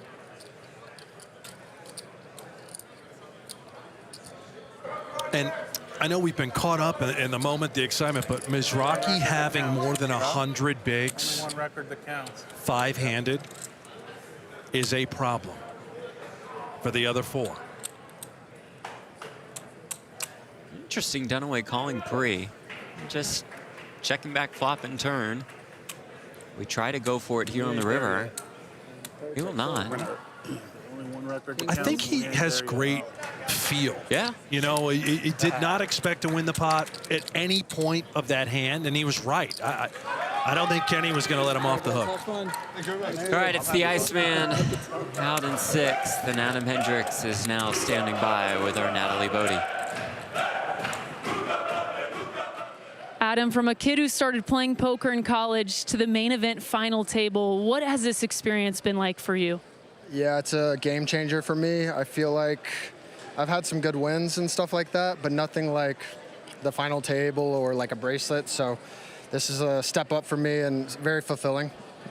What will be the most memorable part of competing on this stage when you look back? I mean, I saw my rail after I busted and, you know, high-fived them and stuff.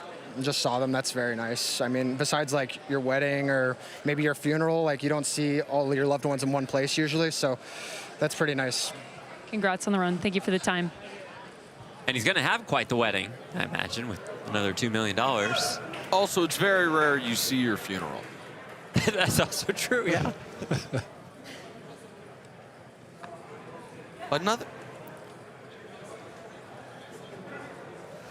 Seen some huge hands. I'm surprised it's done. I would imagine he just calls. It's usually his style to just want to get mixed up with flops, but. And that's part of why we've had such an insane 2 hours.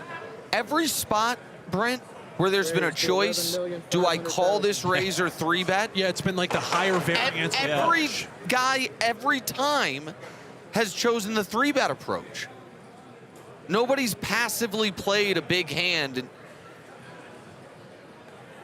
With the exception of maybe hand number 1, which was just a cooler. Correct. Wow, Mizrachi. Are you serious? Squeezing 2 jacks. What? Which is it? 11,500,000.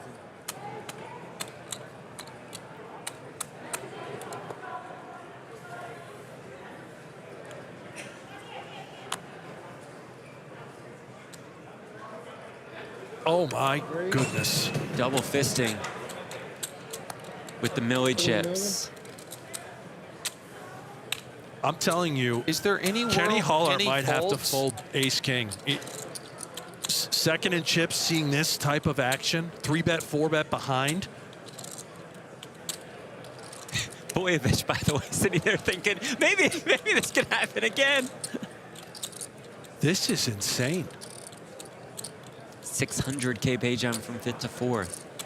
You can see him doing the accounting. I mean, the door's open where he obviously could rip it, but just think about that spot. You're second in chips. And you have 75 bigs going into the hand. And it doesn't look like Mizrachi's messing around, right? He's got a hand. He knows that Mizrachi has a hand. In this specific spot, though, if he did rip it, I think Mizrachi folds. He might. He might. Look at the sizing. That 40 million from Mizrachi, that's already committing his stack to Dunaway, who's the 3-better. Right, but not to Holler. Not to Holler. But I'm saying, I just don't think that ace king off is in any sort of position to want to just play a pot for the main event.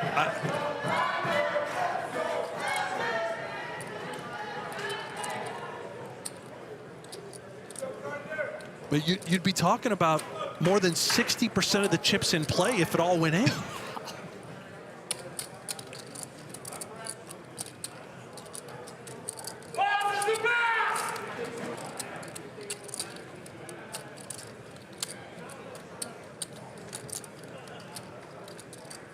Whether he's right or not, I think Kenny thinks he's the best player left. And he's going to try to find a better spot. I agree. This is not. It's a great point. This is not a hand you just want to get all in with right here, right now. Not with those payouts. Not with Boyevich having less than 20 bigs. This is sickening.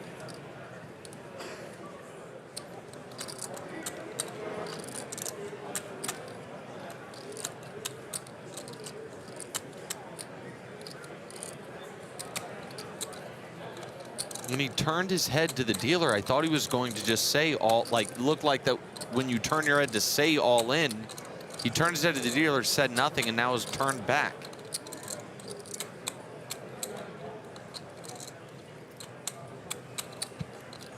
I think he's folding.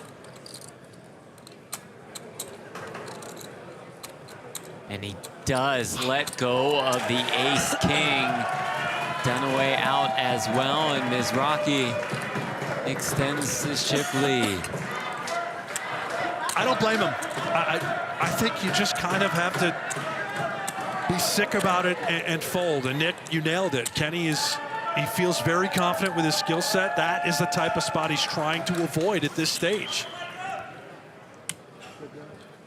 And we haven't talked much because we haven't had room to breathe about the ladders and everything. So right now, if they had gotten it in there in that coin flip and Kenny comes up on the light side of the coin, he walks with 2.4. The next spot pays 3. Third pays 4 million. Second pays 6 million.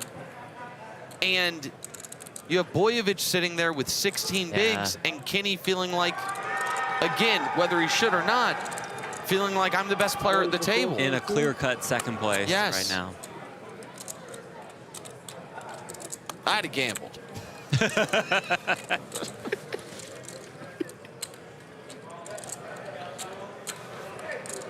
if you had reversed the roles there, right? If it was Dunaway, second in chips with the ace, right? If that was Dunaway, they were going in. We were going to play a 350 million. A 350 million chip pot for 60% of the chips in play. Check.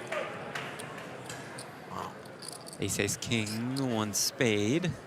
Can I do my best Ali Najad? Please. Najad for a moment? A lot of opportunities here. 2 million.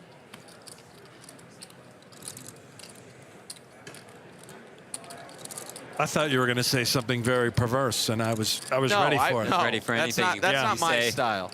Nor is it Ali's, of course. By the way, saw Ali's car when we were walking in. He parks literally right next to the truck. You know, just premium access for Ali. Surprised it's not nicer, to be honest. Yeah. Is that like a tier C Bentley that he's got?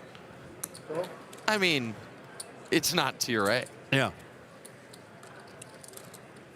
I think his day rate must be higher than ours. Slightly, I would imagine so. Kenny turns a flush draw. God, I feel like we just need time to breathe. I can't imagine what those guys feel like. Check.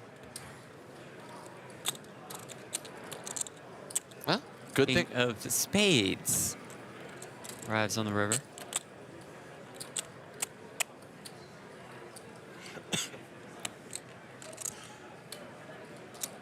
The weird spot where the third nut flush is only slightly better than just having queen high.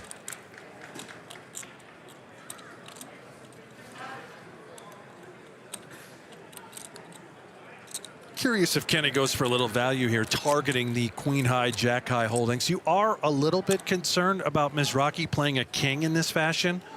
Small bet flop, check, check, turn.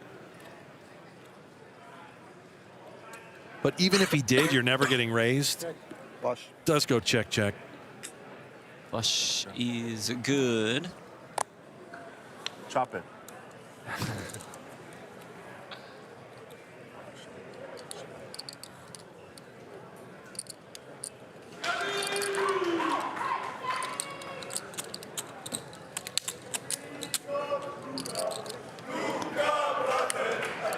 Kenny from Belgium, Brent. Have you been? To Belgium? Yes.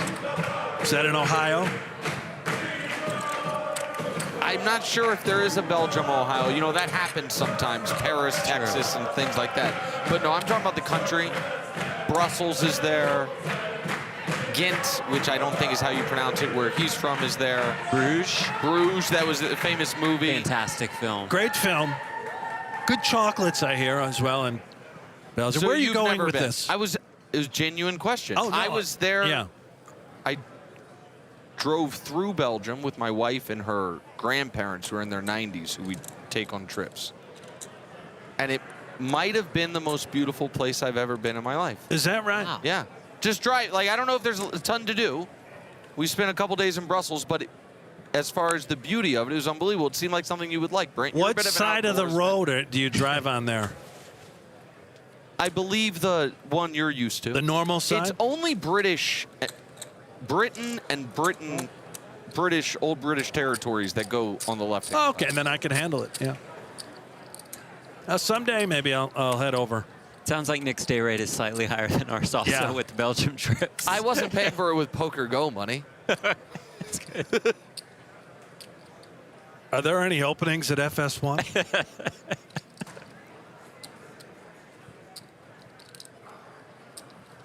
Is there a break in 7 minutes? Yeah.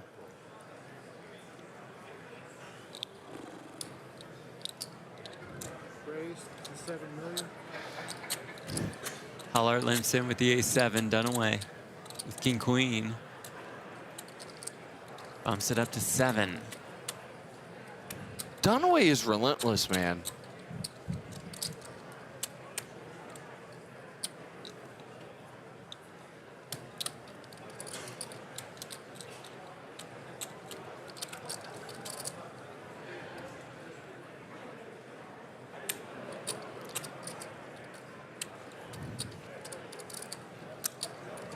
Hollart makes the call.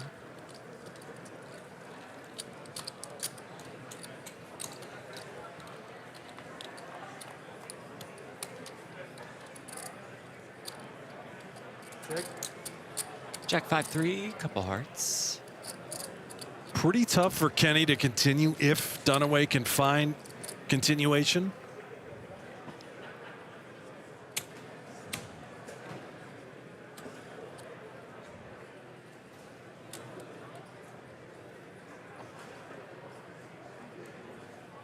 That is 4,500,000.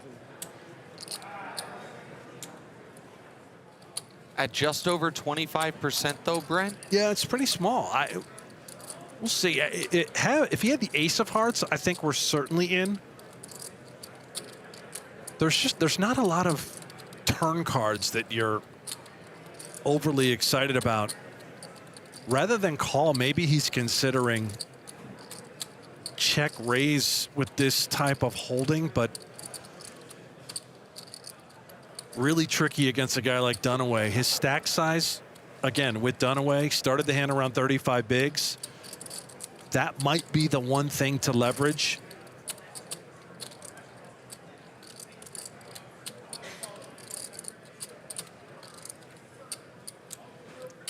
Does just call, though, not done with it.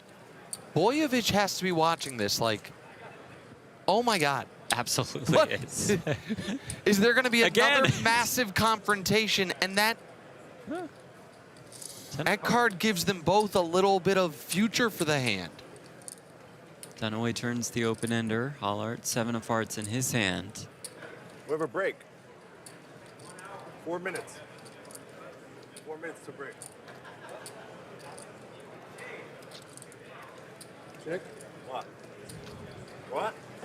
You heard Grinder say 4 minutes to break. When we go to break, we'll send it to Ali Najad and Nick Schulman on the break desk. Then they'll be in the booth the rest of the way.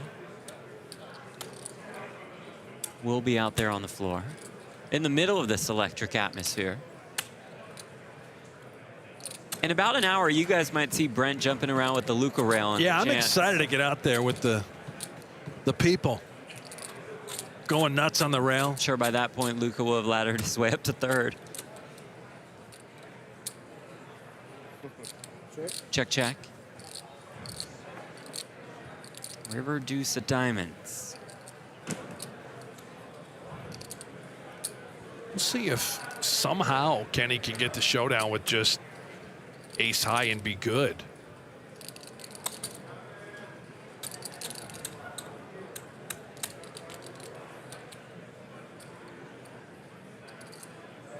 And I know you, Jeff, you just pointed out, you know, Nick and Ali, not only will they be taking over for the remainder of today, pass the baton all day tomorrow to finish this thing off from start to finish. I mean, I think that's something we would all say, something that they deserve and that the poker world deserves. Absolutely. I don't even know if they realize that that's going to happen. You just broke that news? Well, maybe. They're quite simply the greatest poker commentary duo of all time, and that is with no disrespect to any other duos. But the chemistry between them, plus what I comped it to before, and I will do it again, having Nick Schulman at this point in his career call these tournaments is as if in 2019, the 1 year in a decade that LeBron James wasn't in the finals, he was doing color commentary for the finals. When you have arguably the greatest player alive giving live thoughts on the biggest tournament, and now they get to crown the champion, it's unbelievable for poker fans everywhere. Meanwhile, Dunaway trying to think, is there a way I can wrestle this pot away? Or is he trying to think, is king high sometimes just good enough? He does check back. He's going to be kicking himself.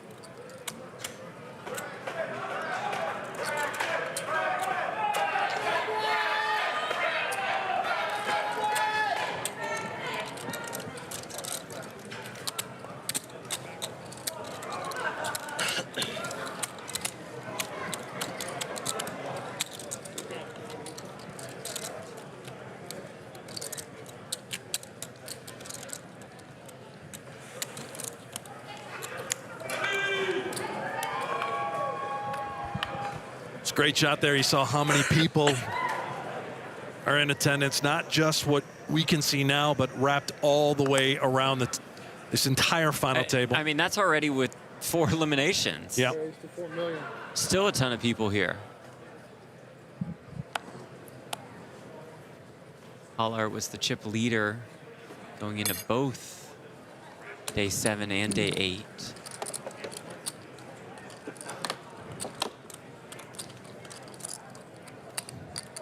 Overall, it's been pretty smooth for Kenny Hollart. Same can be said for his day today. Smooth, not the way I would describe it for Michael Mizrachi. It's been way up and way down. Back and forth and back and forth. Kenny, backpack off. We gotta play hand, man. Oh, nice catch on the rail.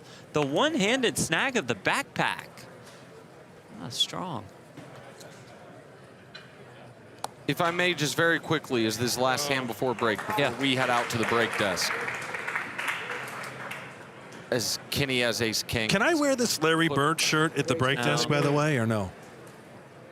We can wear whatever you want, Brent. I just want to thank you guys, PokerGo and everybody. I've talked about this a lot, you know, on my feeds on What's Right with Nick Wright, a little bit on the TV show First Things First. No free plugs, but there it is. It's on FS1. That what a true, absolute dream of mine it was to be a part of the World Series of Poker main event. And this has been one of the greatest honors of my career. And I greatly, greatly appreciate you guys. And I hope the audience has enjoyed it, as we might get one more big one before the break.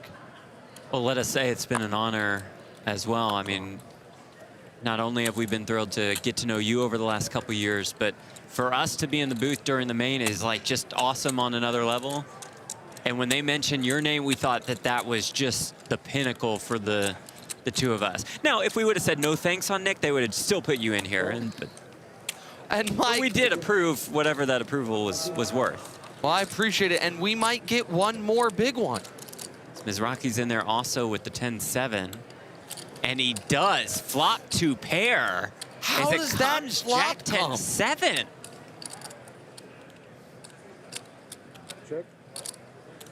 Hollart, the Broadway draw, the open-ended straight draw for Waz. I would be shocked if Hollart put another chip in the pot on this texture, being called from the small blind and the big blind.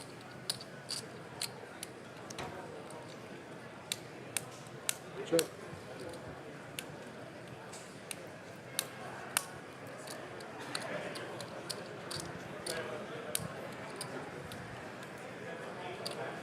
Check.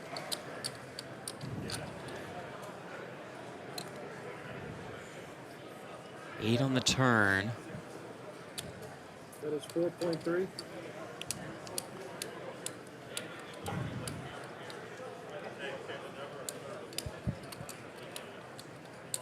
Assuming you're right, Brent, and Kenny does fold, it feels like a pretty clear at least call for Waz, though.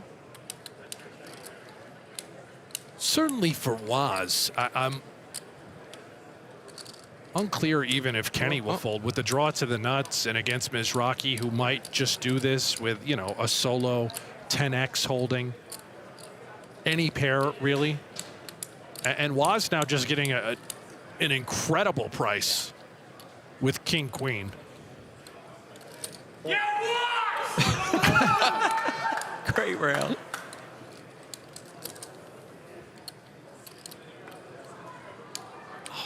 River brings another 8. And obviously not the card Mike was hoping to see. Or really anybody was hoping. Yeah, I think it's just advantage of it. Not. It's really more of a brick for Kenny and Waz. I don't think Mike is that upset, right? Kenny never has queens, kings, or aces. There's not a lot of overpairs out there.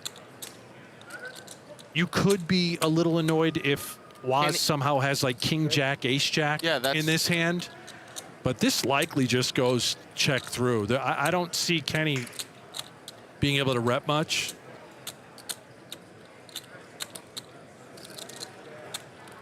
King jack, ace jack is what I was thinking, but you might be right. The line doesn't make sense for that.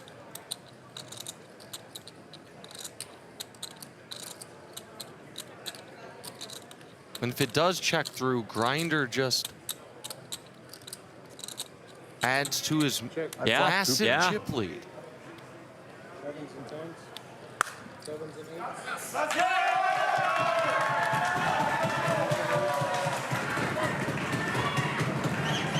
And Grinder's got nearly $250 million chips, guys. He's got more than 40% of the chips in play. The Michael Mizrachi show. Our show will continue as the players go to break. We have Ali Najad and Nick Schulman on the break desk for you, recapping the action, and then Ali and Nick will be in the booth. As we remind you that Play Poker Go is where the action never stops, and now you can chase your share of $1 million in gold every single hour. Jump into free online poker with real players and zero risk. Play now at playpokergo.com, available on web, iOS, and Android. A very quick commercial, and then Ali Najad and Poker Hall of Famer Nick Schulman at the break desk. Afraid to do what I have to do. You know what my problem is? I just don't believe you. Let's see what this footballer is made out of. I'm an aggressive player. Stop showing off, mate. Are you kidding me? Anything can happen in a big game on tour.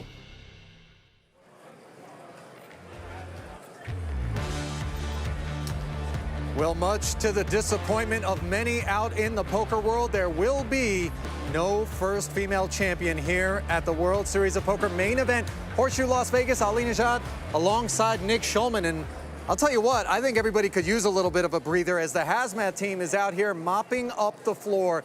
Tremendous amounts of violence and bloodshed here. Many have fallen unexpectedly. Let's dive really quickly into the leaderboard to see what the state of the union is right now. And I don't need to explain, if you've had your eyes trained on the proceedings thus far, Nick, who is at the top and why.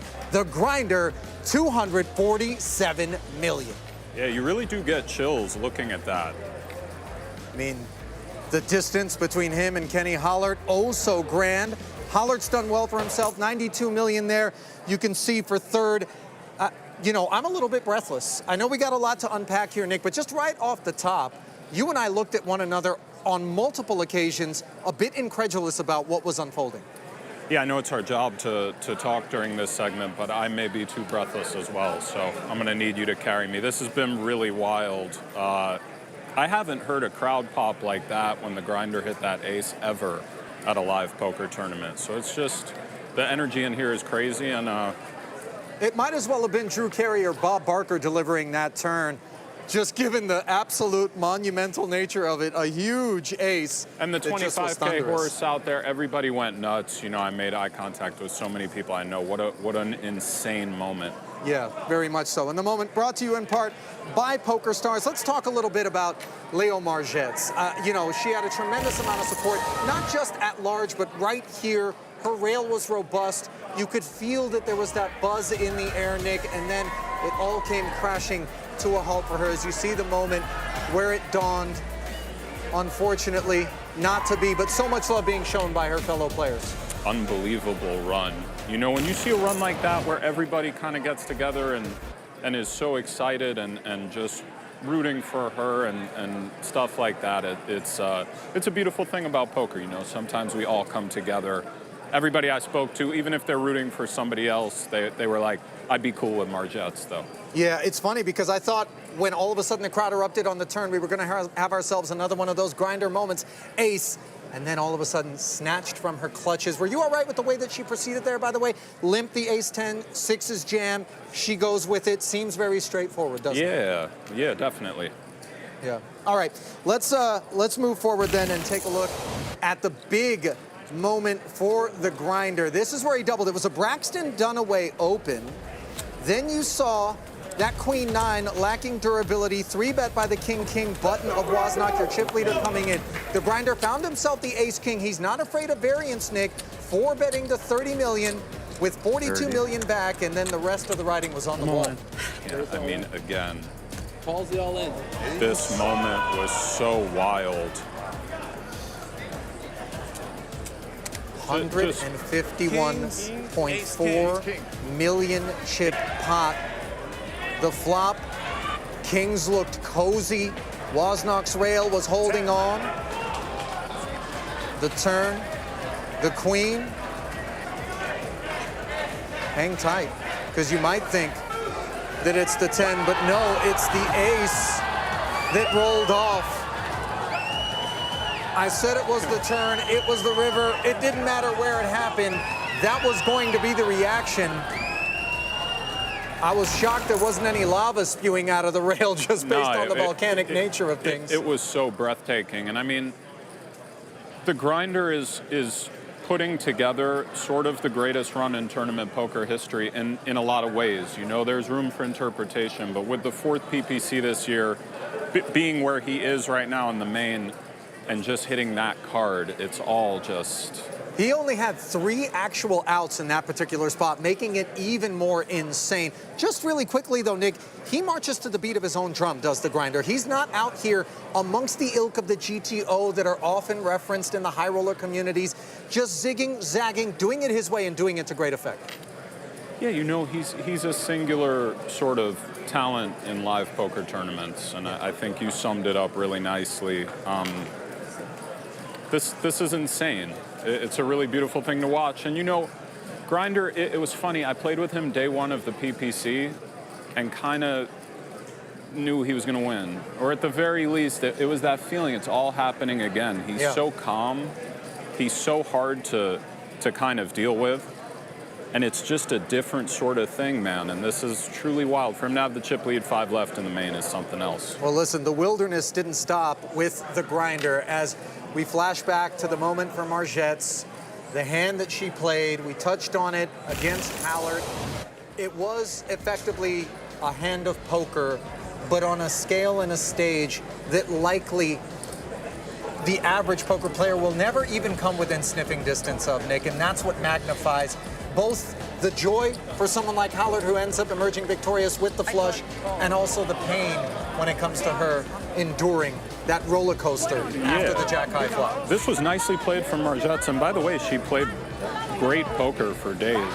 I mean, it was really impressive. As we can see, slides into the lead, and we know the heartbreak is coming.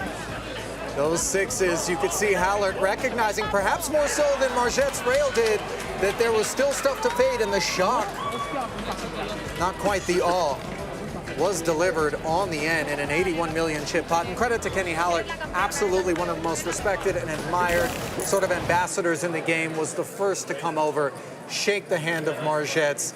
And as she was on her way out, you know, a lot of people clearly wanted to grab her, Nick, you know, have that word, be there fresh, and she simply said, I need a moment. Yeah, take all the time you need.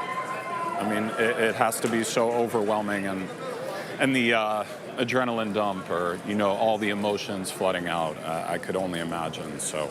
Well, as many emotional and spectacular moments as the World Series has delivered to us here this summer, for me, and I know for many who have come to appreciate the body of work that you've turned in over the course of your entire career, as well as here in the booth that many are thankful for, Nick, there was one that was very special.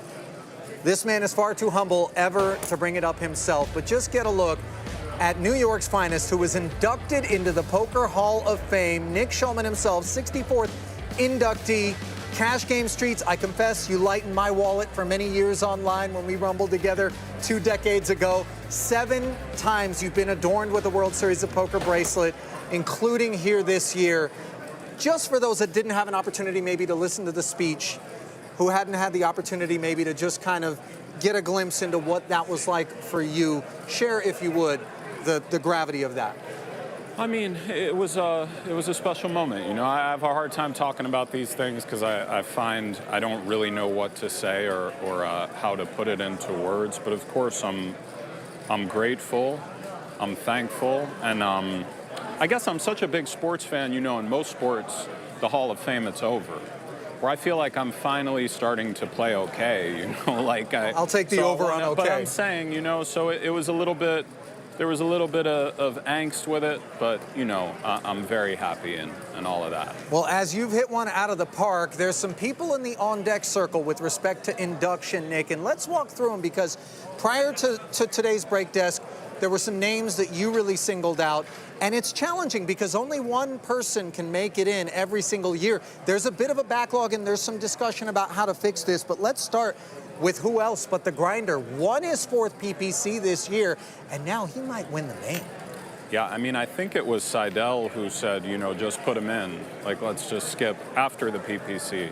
So I would think he has to get in at some point, you know?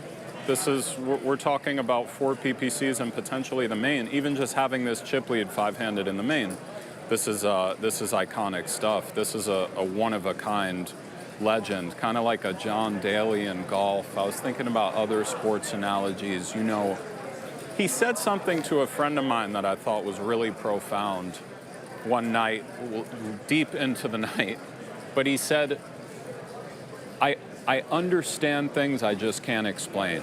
And it really rings sort of true. You know, he just knows what you have a disproportionate amount of the time. He's a beautiful talent, so. Well, what we've got is not too much time, but 5 other names I know you want to touch on quickly. Let's talk Jeremy Osmus, basically a part of the furniture when it comes to deep runs. Yeah, I mean, Osmus has been one of the best players in the world for a long time, and his results are tremendous. And just the way he carries himself, you know, he's a great guy. He does it the right way. And that's what's so tough about the Poker Hall of Fame with the whole one gets in. I know some people have advocated for more. One is really tough, but to me, Osmus seems like a Hall of Fame type player. Well, you do have to wait until you're 40 years of age to be eligible. Of course, first ballot, there are some people in that conversation. Last year, this man won 3 bracelets in 1 year, sort of called his shot. I'm talking, of course, about Scott Seaver. His turn certainly would be a legitimate one. Seaver, another iconic player, and last year was really special. It wasn't just that he won the 3 bracelets, but it was kind of the way he won it. He had one hand in deuce. That was really remarkable. Played high-stakes mixed cash. He's great in every game and kind of a little bit larger than life. So, you know, Seaver's getting in as well. Well, how about Phil Galfond? You know, not to pivot too hard, but this is a man who absolutely terrorized anybody that was willing to grab a mouse and take him on in the 4-card streets for about as long as I can remember. Has sort of, you know, lessened the burden and the schedule of late, but his body of work speaking for itself too. Yeah, and he was, you know, one of the first, if not the first, really influential in poker sort of content, coaching, training videos, et cetera, where he's phenomenal and you know, all his stuff is worth firing. Will play anybody heads up. PLO has beaten almost everybody. Right. So this is so hard, you know. I kind of hate this conversation, but it's a part of the fabric of the game. Yeah, it's obviously a little bit uncomfortable. And if you thought it was challenging after we brought up those 5 names, how about Jason Kuhn? Yeah. He's becoming eligible. A 12-time Triton Super High Roller Series winner. Obviously outside the borders of the World Series, Nick, but that is about as stiff the competition that you could ever hope to assemble when it comes to getting it done, and yet he plants his flag over and over again. Unequivocally one of the best players ever. Generally, that means you get into the Hall of Fame, so what can you say? Last but not least, this one stands a little bit apart. And for some that are out there watching, maybe newer to the game, Nick, less familiar to them, but a legend unto his own right. They used to call him Professor Backwards, but forwards he marched for many, many years. Ted Forrest. Yeah, I mean, just given what he did to me in one famous heads-up online session 20 years ago, to me, he's in. But I think people don't know how influential he was specifically in the stud games. He played his own way when, you know, before a lot of the modern ideas, you had a kind of player go rogue and change the fabric of the game. Sure. And then people start emulating their ideas, and Ted was certainly one of those guys. Well, Michael Mizrachi has been the one to go rogue. All parties are currently guaranteed $2.4 million. We're going to throw you to about 10 minutes of highlights. Nick and I are going to hop into the booth and take you home as the first of 2 days of Final Table flows on.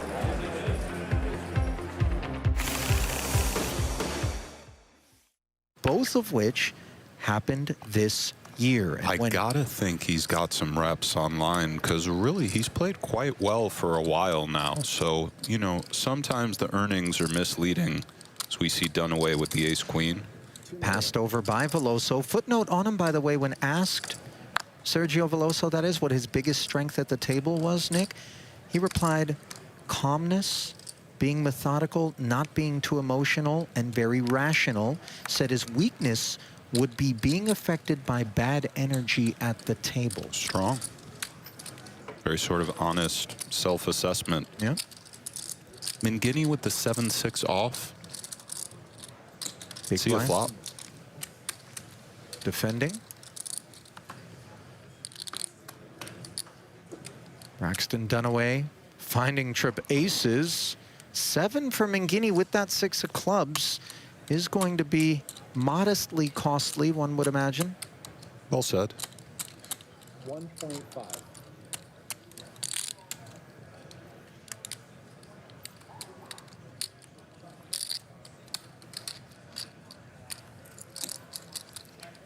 $1.5 million a man to bring us to the turn. Oh, now Mingini obviously hasn't improved his hand in terms of the aces up, but now another road. It's a tough card for Mingini. Generally, these counterfeited 2 pairs don't go quietly. More outs against something like jacks through kings, or 8s or 9s for that matter, and we do a good job of unblocking draws and so on. 5.4 is a hefty size from Dunaway. Maybe that will be a deterrent, but we could certainly understand a continue from Mingini.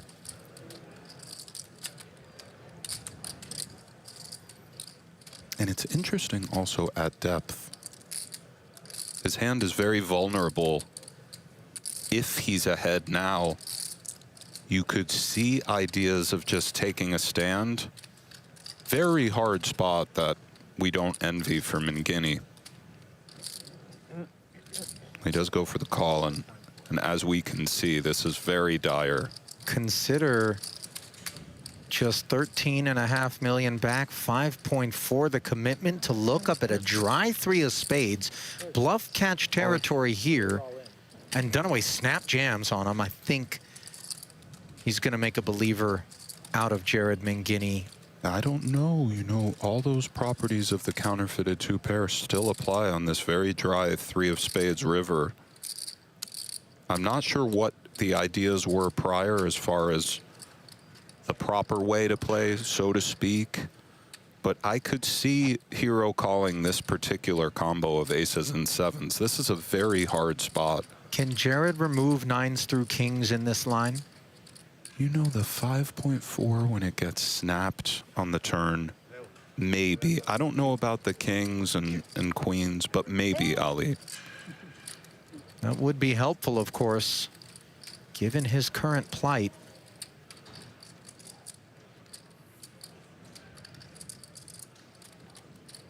And the complications are further given how many chips Dunaway has. He can afford to run a 3-barrel bluff. Does get away, bravo, sir. And we have a 9-figure stack in the main. Braxton Dunaway feasting on Mingini bucks.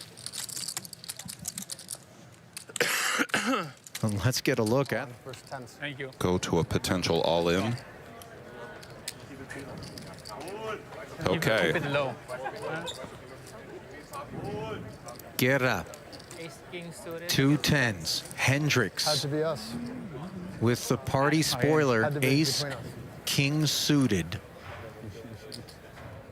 Breath held for the Spaniard. Perhaps. So a Vamo sort of start. Yeah, 6-4 deuce, a little exhale, but not all the way. No club on board is helpful. Irrelevant is the lone club on the turn. Warding off the aces and kings with every ounce of energy is Lautaro Guerra. 34 million in the middle, and it's going to go his way. certainly is. Be seated. Indeed. Huge. You have 20. And Margette's still in. By the way, hunt. here's Queens we have an versus all-in. tens. Oh, my. Yes. Dae-Hyung Lee on the wrong side of this one. Get up, by the way, just doubled, and now he looks to claim a pelt. Short second. And he's poised to do it on a 9-8 tray board. I prefer to take time and take it. Dire situation as it stands. The hearts work. Perhaps we work the low side of the straight draw. And there is the gutter on the turn. So add sevens to the relief. 6 outs, 5 of them actually available in a 40 million chip pot as the 46-year-old South Korean software engineer tries to will one in, and he does! Haven't seen one of those in a little while. Oh, miracle river. Viva Korea. My. Guerra must be a bit breathless after that one. How many times is that now? You know, Lee said his expectations on the main event are none. He's just having fun. But I'll tell you what, he didn't expect that the other table, and it involves that short stack of Yeshan Boyevich with ace-king suited against 9, sort of a classic spot here. Luca, the covering stack. He has, I don't know, 10 babies or something. Okay. 9 babies. This was an open and then a jam and call off, and so far the 9s are doing good, clearing the big hurdle in an almost 30 million chip pot. There's Mom alongside. Oh no! And there's the ace, a dagger, Nick. One time.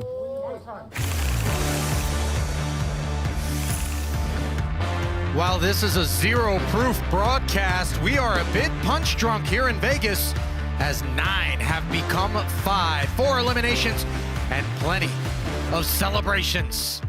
As you see, Michael, the grinder, Mizrachi, your current chip leader, with no shortage of palms with which to make contact, his rail growing by the bust out as the vacancies are filled. But he's not the only one who has support out there. As you get a look at the remainder of the 2025 World Series of Poker main event by the numbers. $2.4 million, that's what we're assured as Luka Boyevich brings up the rear, and Mizrachi by a wide margin heads the pack. Brought to you by PokerStars, that glimpse of the 5 remaining hopefuls. One of these 5 is gonna win $10 million and sport a $500,000 bracelet. Ali Najad now alongside Nick Schulman, Natalie Bodie, and Jeff Platt on the sidelines, and we are back underway midway through the $1 million, $2 million level. And as we kick it back off, Nick, I ask you, did you ever think there would be a world in which simply midway through the first level, we've lost 4 souls on board? Yeah, it's possible. And you know, Ali, I've always had kind of a hard time sounding excited, but I really am, my friend, and it's an honor to be here in the main event final table. Down to 5, as you said, it is a little bit surprising, but as you know, this no-limit hold'em can just erupt out of nowhere. Well, Wozniak bubbles the cauldron on the button. Chip leader coming in on the day, 92 million now.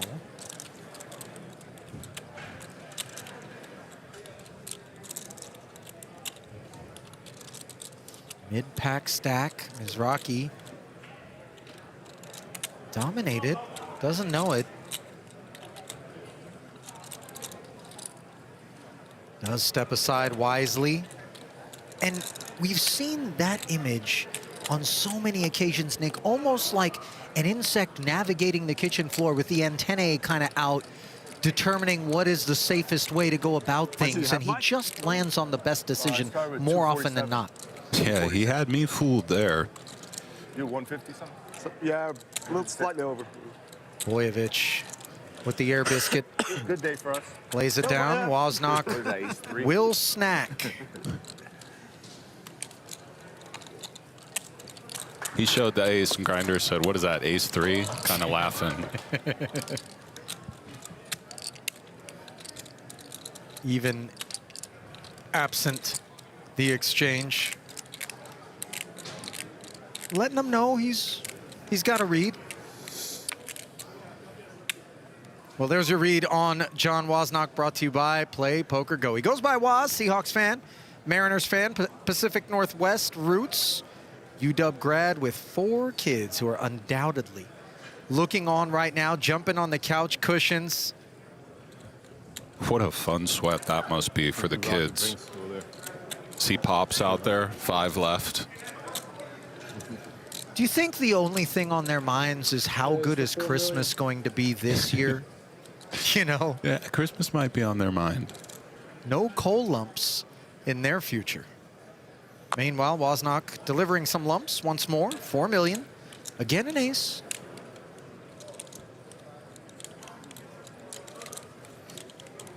And we could see the Grinder just really doing his whole thing.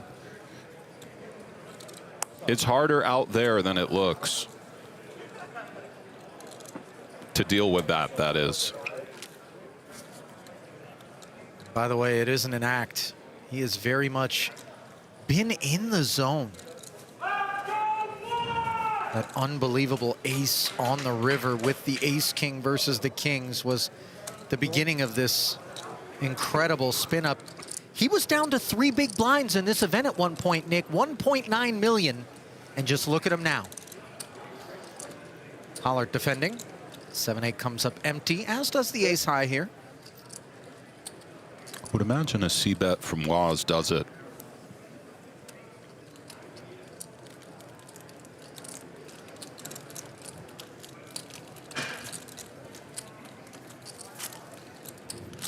That is 4.5.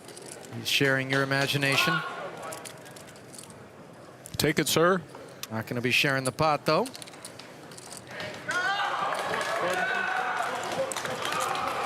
Well, he's a 50-year-old investment consultant, and I got to tell you, he's managed his portfolio to great effect.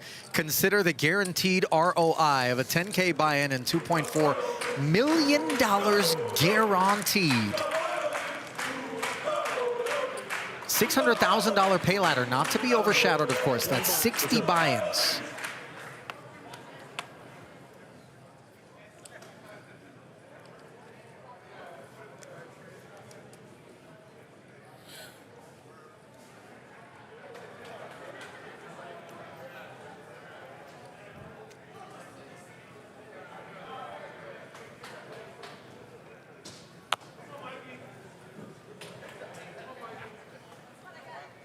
Boyevich's turn to find the ace-X on the button.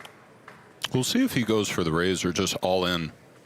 13 1/4 big blinds. Perhaps we're just all in, Ali.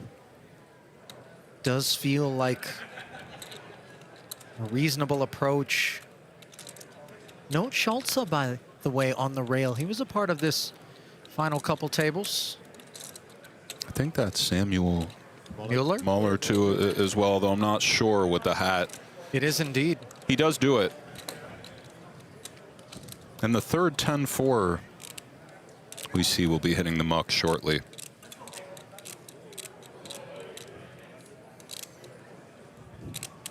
Braxton Dunaway concedes.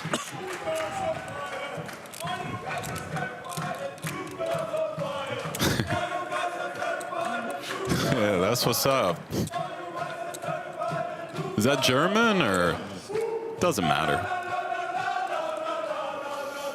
Well, let's send it down to Natalie Bodie. Leo, a historic run at the main event. What was this experience like for you? Amazing experience. Like, obviously one of the best experiences of my life, like, for sure, of course. You had an incredible rail here supporting you. What difference did that make? All the difference, like, I felt ultra supported. I mean, they helped making this experience so special. It wouldn't have been the same because it's, I mean, they are friends, you know, it's not only poker buddies. And it's been sharing this with them and at some points, them telling me like, this is the best moment, poker moment they've lived, or even like moment they lived because it was so emotional.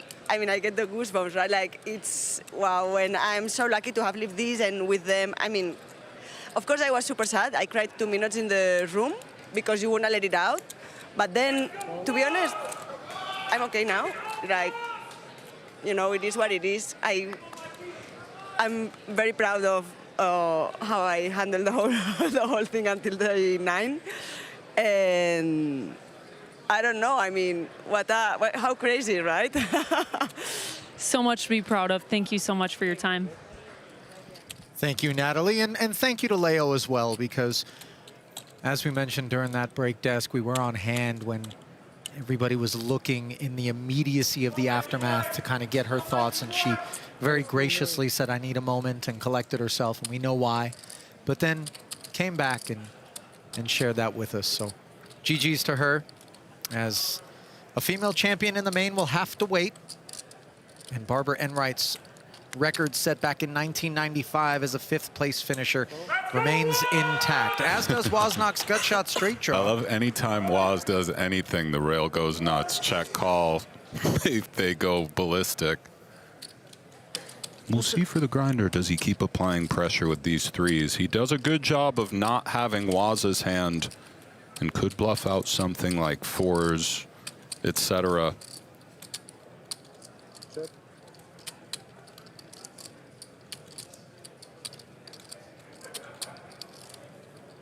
Board texture that when you get check called on, you have some questions on blocking spades and all of the things like Woz has. He does check it back.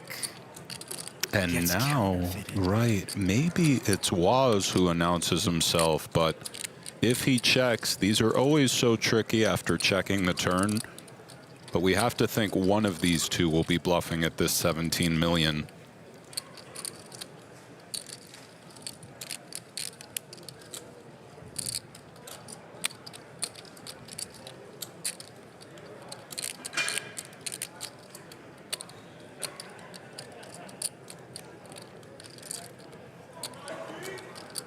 Well, 10 high generally doesn't get the sense it's going to be able to lay claim to what's in the middle. And again, the rail activating, as has Woz for 9 million here.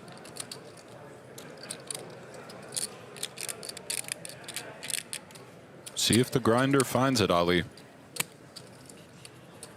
The raise, that is. Yeah, you Great know. play from Woz. Take it, sir. One can feel so foolish when the raise does come in after we've let out there, but no concerns on this occasion.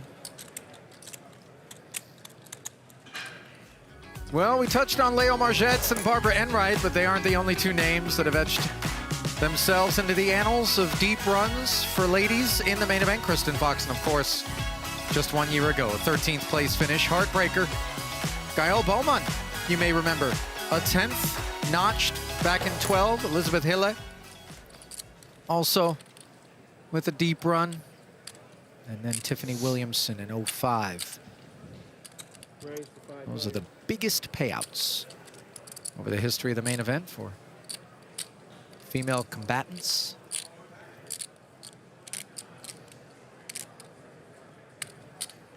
See what Dunaway goes for. It's a little bit tricky with Boyevich being the clear shorty, but he could definitely 3-bet this if inclined.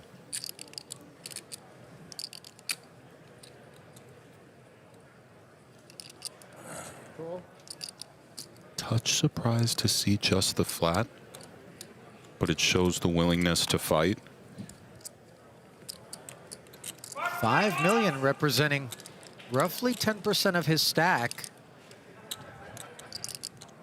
And the surprise, I would assume, in part, is hitched to the 2 stacks to his left. By the way, somebody let the grinder know he's got a lavender on the rail.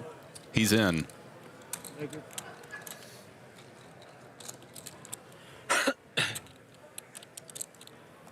8-5 offsuit. That's what he wants to do battle with. He has found the open-ender on a 10-9-7 board. Everybody's found a little something.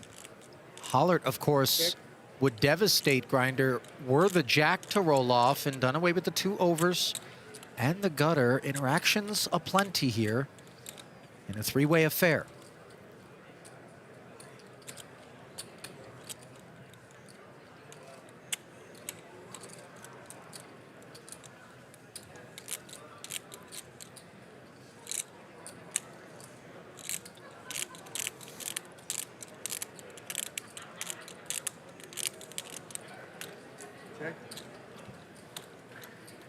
No follow through on Kenny's mind.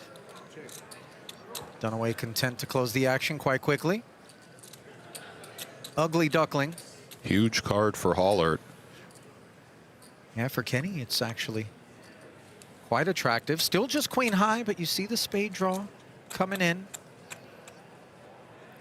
And you see Grinder doing what he's done so often en route to this massive stack, and that is lean on him. It's interesting. Kenny still is somewhat uncapped. I don't think it's out of the realm for him to check great hands on the flop. Could go either way for him as far as call or raise.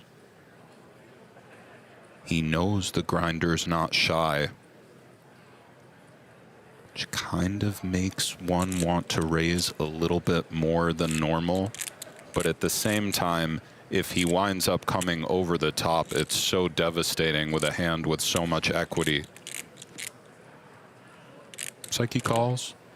And for Dunaway, I think we have to close the action and call as well with a draw to the stone nuts. But it is 20% of his stack. Looks like with that smirk, he's likely gone. Perhaps not.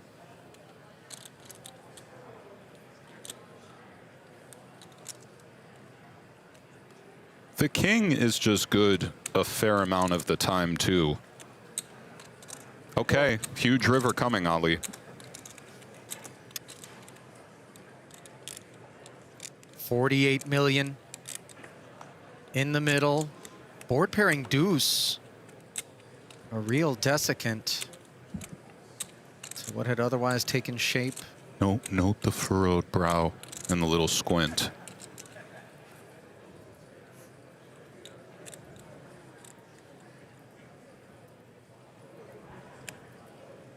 Indicating determination. We know the determination is there. Look at this. The worst of 3 unpaired hands finds the barrel and finds the pot as the rich get richer.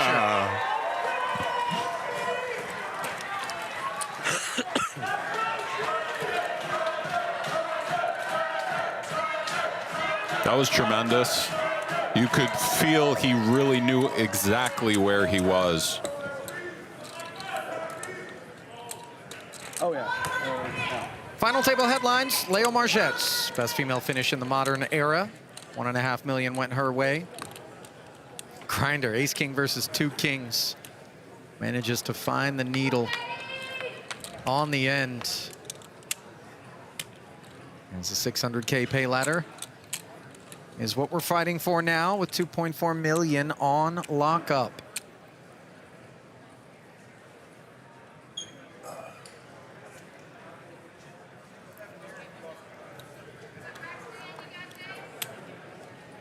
I always marvel at the expeditious manner in which these rails get these t-shirts printed up. Is there like a drive-through t-shirt printing service or something? You know, this is really... Yeah. They get them designed, they get them printed, they get them distributed, and they're all rocking them. This is a little bit close for the grinder between all-in and just regular raise. The hand is so good. Does just essentially go for the all-in. Easy decision.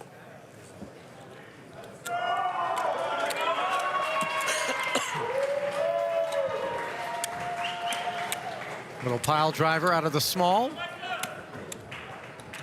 As he continues to pick fruit. Average age of the final table is when things get underway 9-handed, ranging from 30 back in 2018 to the largest figure across the span of a decade, 41, as the relatively elder statesmen perhaps have helped get us up and over that 40-year-old threshold.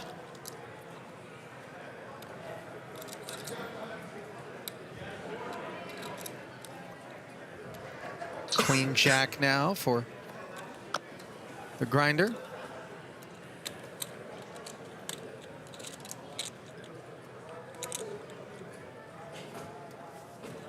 Raise to 4 million. Min raise. Boyevich with the dirty diaper.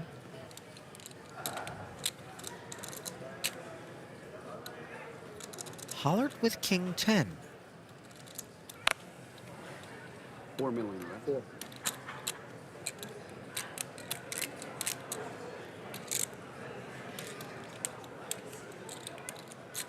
It's a hard spot for Kenny playability-wise. Being in second against the big chip leader, especially the grinder. But of course, we're defending King 10. Taking his time before paying the price of admission, which yields fruit. King, Jack, deuce. Top pair against second pair, poised to take a bite out of the grinder, which has been a difficult man to chomp down on the day. He's been doling out more bite marks than he's been issued. That is 4.3. And now he doles out a C-bet. 4.3.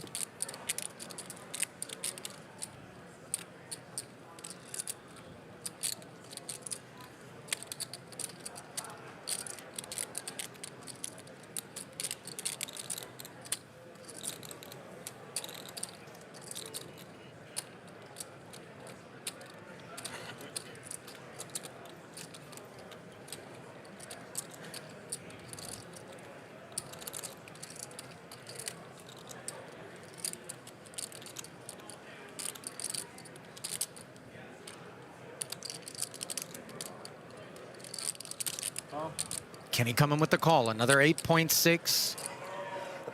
Flows into the purse.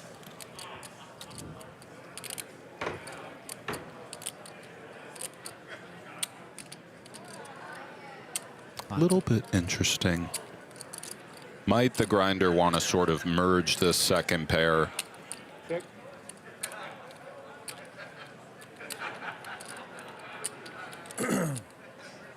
Checking back feels very normal, but a bet might garner some value from a slightly worse jack and might even confuse something like King 6. Remember, it's not just this clip Kenny has to worry about. Ideas of grinder blasting off on the river are alarming, but we would think with the king and the 10, we have to fight on once more.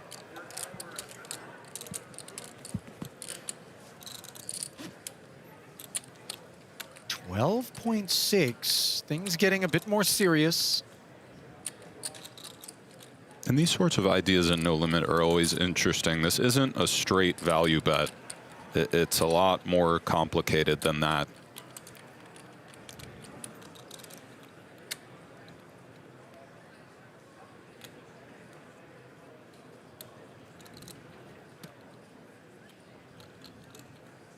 You know, oftentimes when the action is not on us, we don't find players looking over at the person upon whom the decision lies, but rather disengaging and sort of allowing the person upon whom the decision is to look. But you see Grinder just eyes darting over.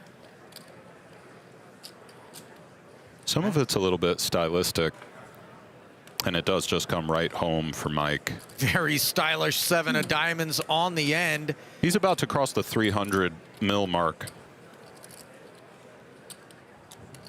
Top pair flushed right down the tubes. Oh. I don't think Kenny is ever doing anything but check. However, I did see that jockeying of the chips.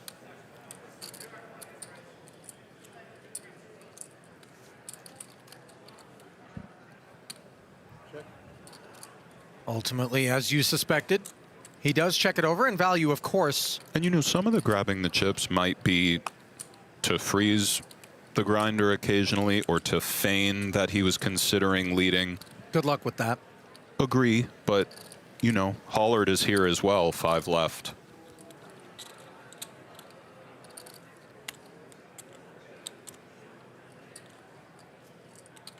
We can see it won't work this time, but might the idea have been to deter grinder occasionally with air. 50 million will be garnering a fold in short order. One never knows to what extent future game horticulture is on Kenny's mind as he plants the seeds, but he's going to plant that king right into the bin. And that's going to plant Mizrachi right up to almost 300 million in chips.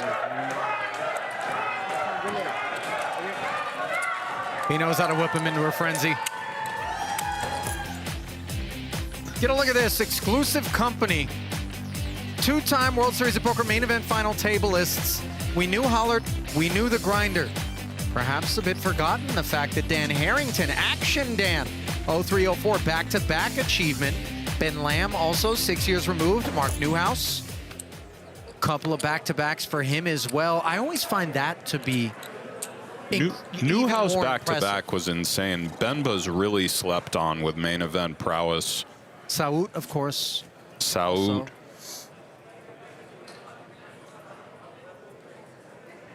Suited and connected. Wozniak looks like he's got an idea. Raise 4. Deposits the 4 million. And you know, this whole thing the grinder does where he always sizes Woz up and takes a little bit, it takes energy. That style isn't for everyone. I can't really do that out there. I gotta snap fold sometimes and keep it moving, but the grinder can.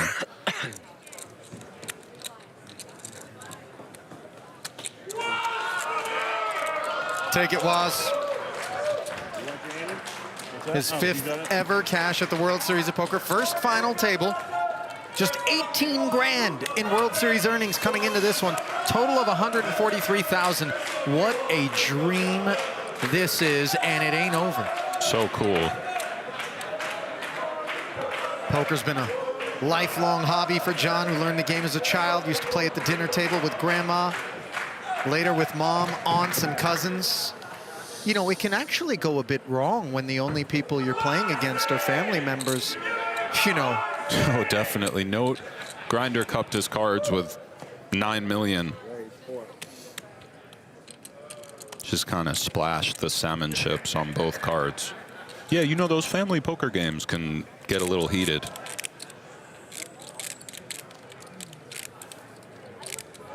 I guess it would be weird to stack mom and then get grounded. Oh, yeah? You like that? Go to your room. Good phone, good phone. So the suited ace picking up another nibble. Well, while these 5 are living out a dream, perhaps you've got one as well of playing under the lights at the PokerGO studio. True Classic and Go are giving 15 players a shot at a $5,000 package to compete in a signature end-of-year event. Just head to trueclassictees.com/TCPokerGo or scan the QR code on your screen to enter, tell your story, and take your shot. As you get a look at the 4 denominations in play, 100K at minimum, then you got some chocolate, some salmon, and what are we gonna call the 5 million chip, Nick? That's tough. It's kind of a silver, Yeah. is it? You know? Sure.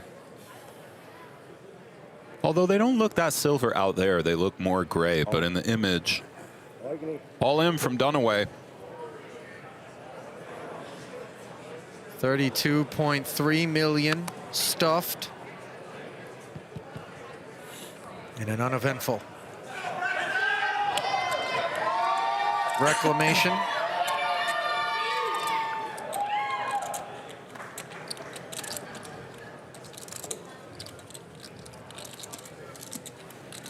B-Done, as he's affectionately known, $1.5 million in career tournament earnings, suggesting chops without question. The 42-year-old who doesn't make his living playing poker. He's in the oil and gas industry. Likes to sabotage oil rigs and collect settlements. I made that up. That responsible for the Deepwater Horizon catastrophe. No, that wasn't him. He's a landman, like Billy Bob Thornton on that Paramount Plus show.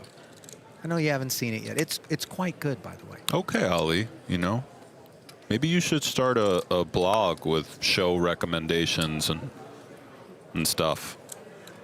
That sounds time consuming. I think it's all in time for the grinder. Not so much due to the Jack 8, but rather just due to the opportunity. Yeah, although the Jack 8, not bad. That's a walk. It's better than Jack 6. Nope.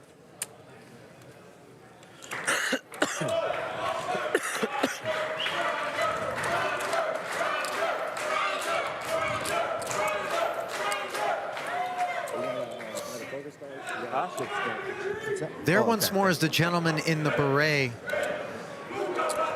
Keep an eye on that one. Among the more colorful characters assembled right now. Average stack as you look at the Oats Overnight Tournament Summary. Winning is easier with 20 grams of protein. Please shake responsibly. How about 116.8 grams of chips? In millions. That is the average at present. I've never reached that stage of the tournament where the average is 116. Do you remember your deepest run in the main, Nick? 200 something. When you were down there, was it impossible not to kind of imagine yourself in this moment here? You know, it was a while ago, Ali. I don't remember. I really punted it off bad. I do remember. Those ones stick with you too. And I think the fear of sort of a life-altering mistake that you won't be able to conquer sometimes does guide people into a more conservative approach. We saw a couple of big folds yesterday from Joey Padron in spots where he could have ascended to the chip lead, pocket tens in particular. I recall, I think jacks were also in there, but Hollard's not going to have any hesitations or reservations, I would imagine, about partaking with the ace-queen here in the face of Grinder, big little, going to work. We would imagine Kenny will go for the just defend. Again, Boyevich 22 mil, Dunaway 37. These are just sort of common ideas, although it looks like he is reaching Ali. And one thing that's for sure is playing to win this particular tournament, with it not just being top heavy, but of course winning the main is an achievement of epic proportions. Kind of like this from Kenny.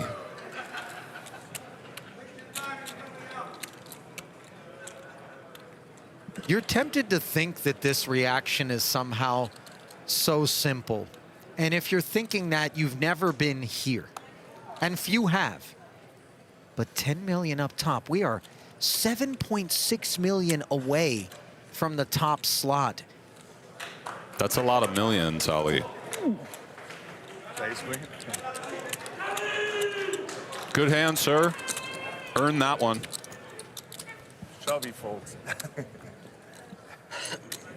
Kenny, playing under the Belgian banner, lives in London. I'm too curious for this game, so $6 million in career tournament earnings for the man they call Spacey FCB, 43 years of age, live events advisor at PokerStars, and is sort of on all sides of the operation when it comes to poker. Seasoned tourney player, but really just a nice guy, too. Yeah.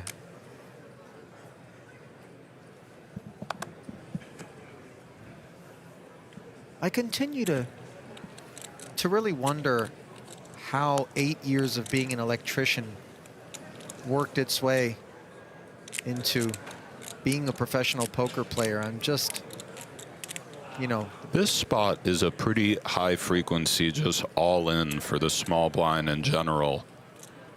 Dunaway under all sorts of pressure with that pay jump. And from the electrical streets to poker, you're right, Ali. He's trying to zap B-Dun's big here. Not exactly high voltage, this queen 8 of hearts, but worthy. Puts Braxton to a decision, which will be an easy one ultimately with the 5-3 offsuit.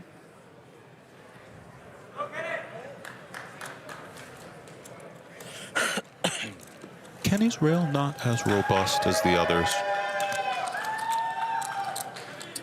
They're out there. I just heard the lone okay. It's not quite the Boyovich songs. And you know, if the company he keeps is anything like he is, Nick, I suspect that a more reserved sort of crew. Yeah. Sort of the yang to... Nice hand, Kenny. The yang to Grinder's yin in terms of rails. Well, the grinder rail you flat out don't want to mess with. Tend to concur. We've not yet seen... Could be going in here.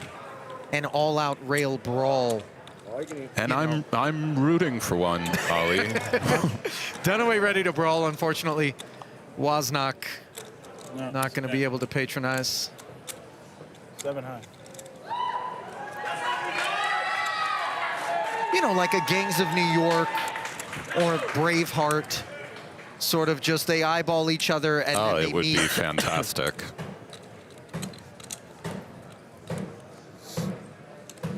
And, you know, taking nothing away from the staffing decisions that were made in an effort to secure this World Series, but the specimens I've observed, I don't think would be keen to get into the middle of that ruckus. I think it might be we got a situation at the final table. We're in the Thunderdome now. I think that's Dunaway's rail. Yeah.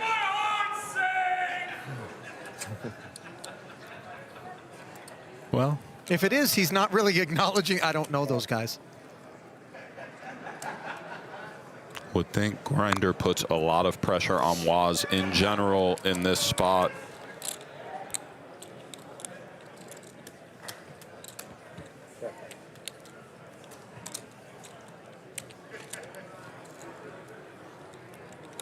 Nine 4. Coming up empty on the Queen 10 tray board. Wozniak with middle pair. Check. Limped blind versus blind.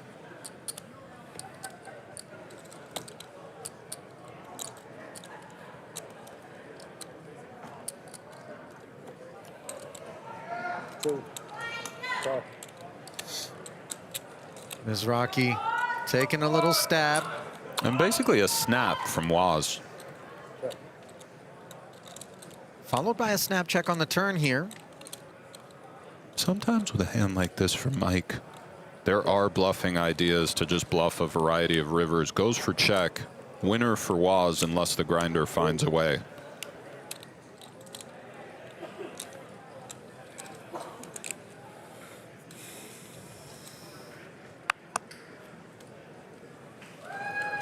$3 million and take it, as John comfortably sought value on the end.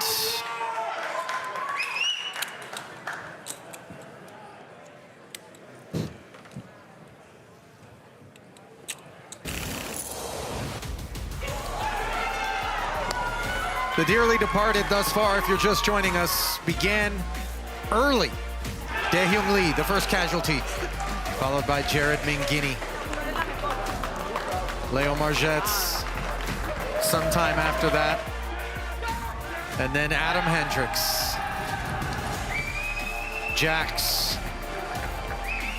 What he staked his claim to, and I gotta say, Hendricks was sort of independent of chips and some of the favoritism that a deep stack might give you. One of my picks to make it down there, Nick. 2-3 remaining. Grinder, of course. Hendricks is great.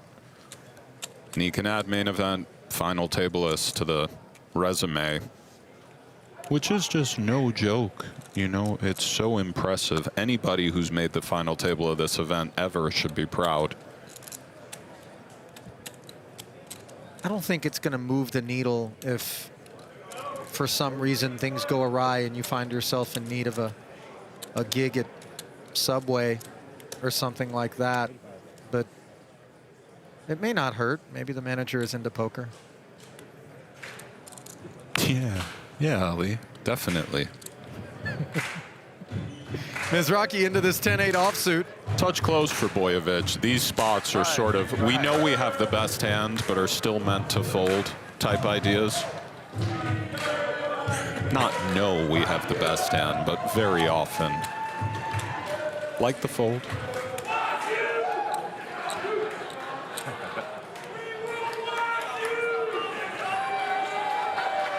You know, initially, each player was given 8 tickets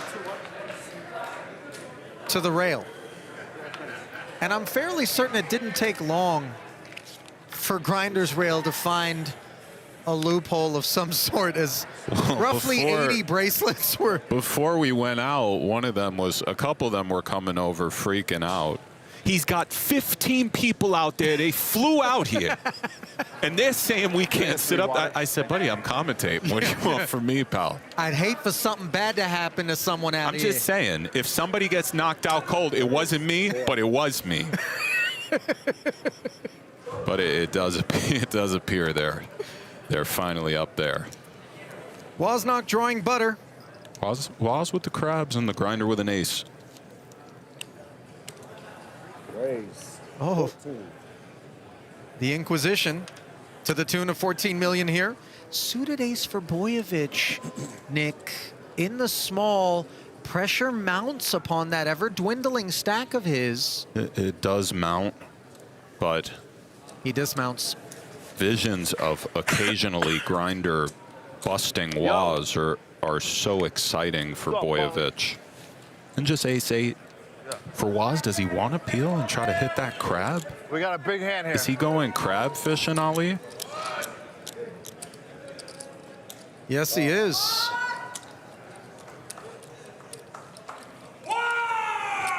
And note the pot is 33 million. I don't know if that's lucky for Woz. Not the worst board for Still threes. in the lead. No, but a difficult one to play. You got a red one already. What was this? Grinder flashing Grinder the pocket flashed, for us? I think he flashed the ace tattoo. Okay. Maybe there's a 4 there, though. 8.25. 8.5 million the follow through. You know, this scenario for Woz is just so hard to play. But the bravery is valiant. He's calling, Ali. Even 50 mil in there.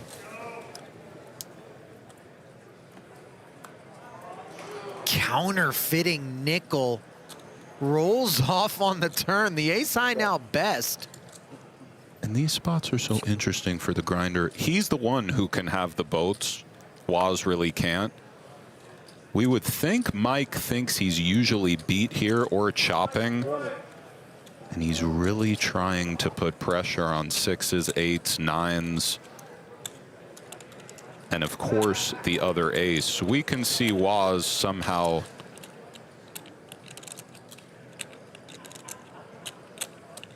Yeah, bad turn. I had you before that. All true. Take it, sir. Facts, Woz. As the seemingly never-ending green candle continues to take shape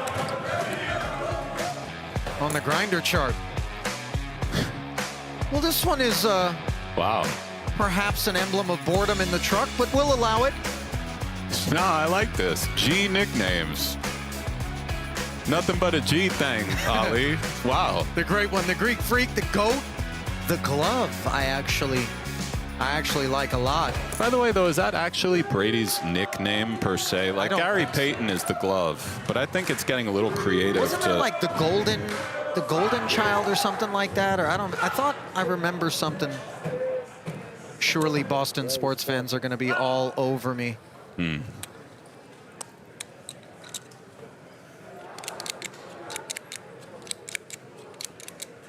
We saw Hollert unafraid with the ace-queen off. How does he want to play this king-jack suited?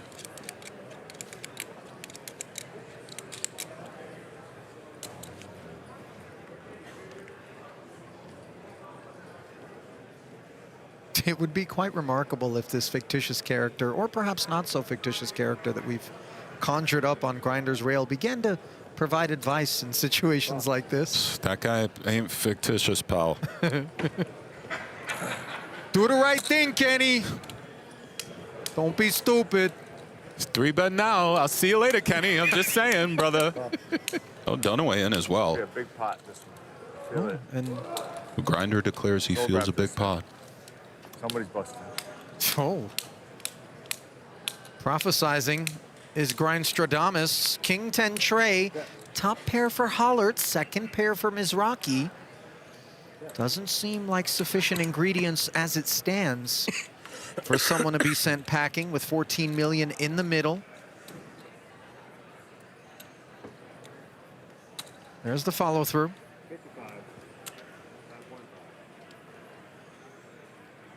5.5.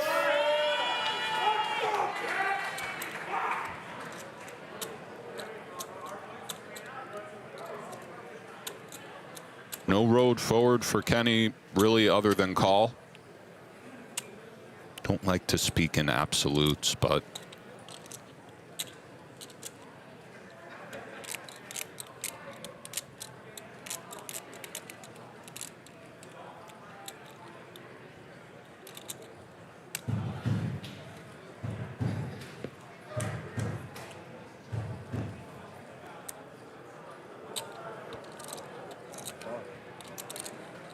He concurs.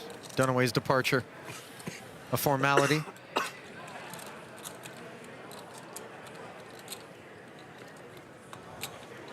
oh dear. Lady in black on the turn, dressing Mizrachi with the best hand. And you know, we would imagine Mike pursues further value, but Kenny's range is alarming and has all sorts of big-time coverage on this board. It isn't as if Kenny has that much King X, but he can have Queen Jack, Ace Queen, this one. And if we're Mike, we're trying to get more chips in right now, I do believe. And for Kenny, obviously nowhere to go but continue once more. Big pot here.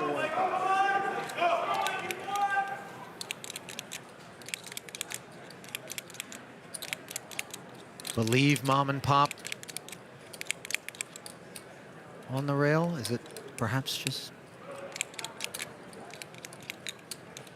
efforting exactly who the presences are, as Mizrachi's effort is to the tune of 21.5 million.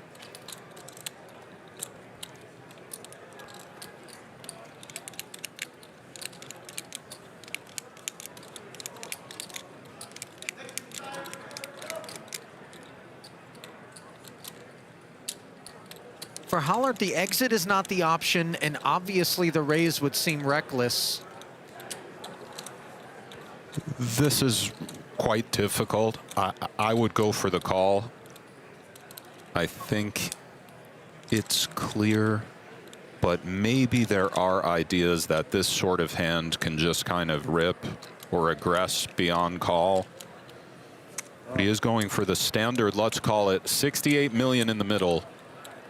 Grindr a 2-1 favorite. The 4 is of zero concern. I'll tell you what, Ali.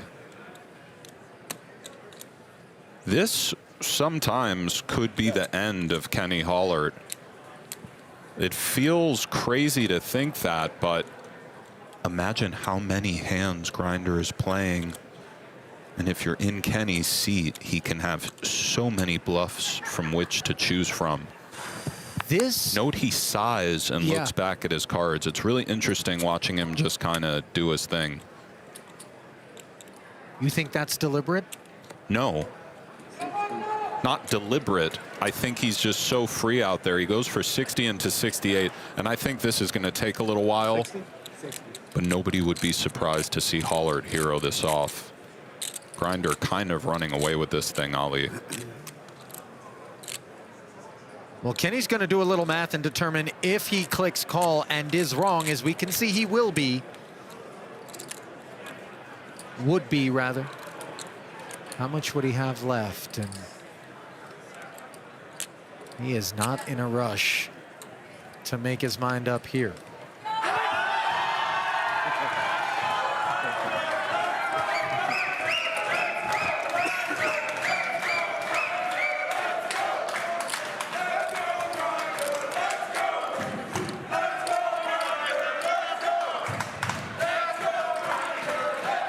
This not making the decision any easier, No, Nick. matters complicated further.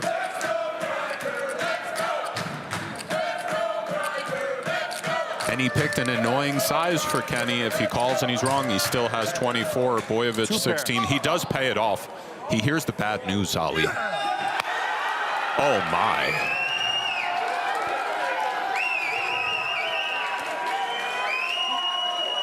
That's a lot louder out there than it sounds at home, too. Like Terrell 421 million, yes, Ali. Like Terrell Owens on the Dallas Cowboys midfield star. He is basking. And I'm not sure anyone's going to be able to tackle this man. 421 million.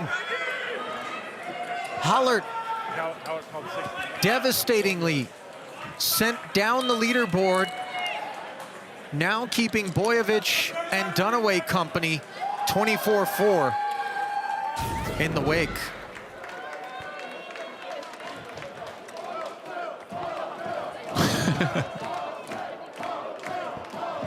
I got to tell you, if he just decides to drop the mic after this one, Vince McMahon should be the first call, you know? That would be a cool arc for the Grinder to parlay this into the WWE. His special move involves like a cheese grater or something like this. Yeah, maybe he has chips. He's like all in and then knocks you out cold or something. Yeah, he just sprinkles them on your lifeless. 72% of the chips in play. We see the bracelet there. They're saying it's worth $500,000. Kind of looks like it is. Nick, there's a good bit of poker left to play. And I'm not trying to click my heels and ride a broom whatsoever. Big slick for Boyevich. Go on, Ali. He is the outright favorite to win right now, if that was the question.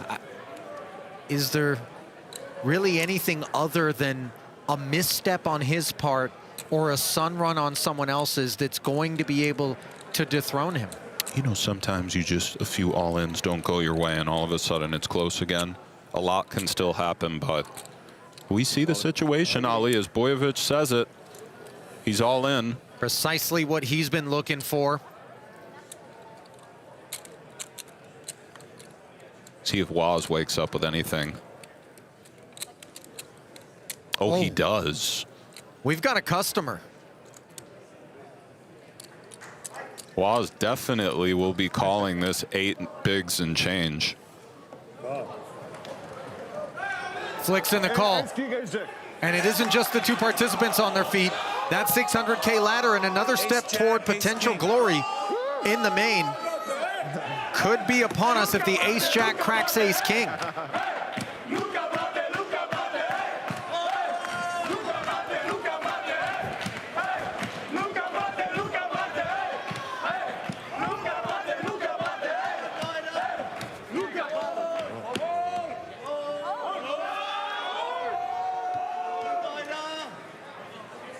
As is so often the case, gladiators tend to head to their corners Oh, ace of clubs working for Waz. And working hard. Steel wheel draw. The wheel obviously is a chop card.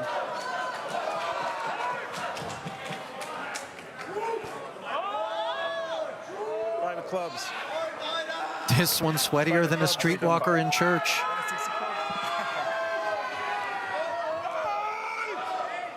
Jack on the turn. Devastating for Boyovich. A tortuous changing of the lead. Boyovich not out of it. The king is of use for the whole 36. The 5 to carve. And instead it's a 6. What a run for Boyovich. Hard not to like that guy. You could tell how much his friends love him. They're still singing celebratory songs into the night. 5th place in the 2025 main. Very good game to you, sir. 2.4, Ali. Add that to 700,000 in career tournament earnings across 81 caches for the 36-year-old Serbian who lives in Vienna. A doctor and semi-professional poker player. Flatlining here in the main.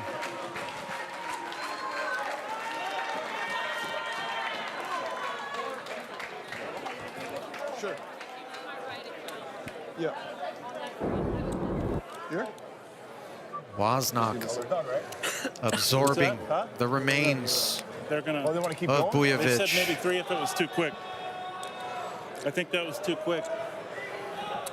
Luka described his deep run as an amazing experience. Tried to stay grounded, take things one day at a time. Not done. They're still playing. Did warn us that Israel was going to be loud. Still playing? The Balkan crew from Serbia and Croatia flew out, but they'll be flying back. And they're talking to the tournament directors right now about whether we're continuing or not. Well, Hollert, 24-4, Dunaway 30.3. This is quite the distribution right now. And the pace at which they continue to drop. And obviously we could see cards are in the air. The plan is to play down to 3, but we want to leave some meat on the bone for tomorrow's coverage.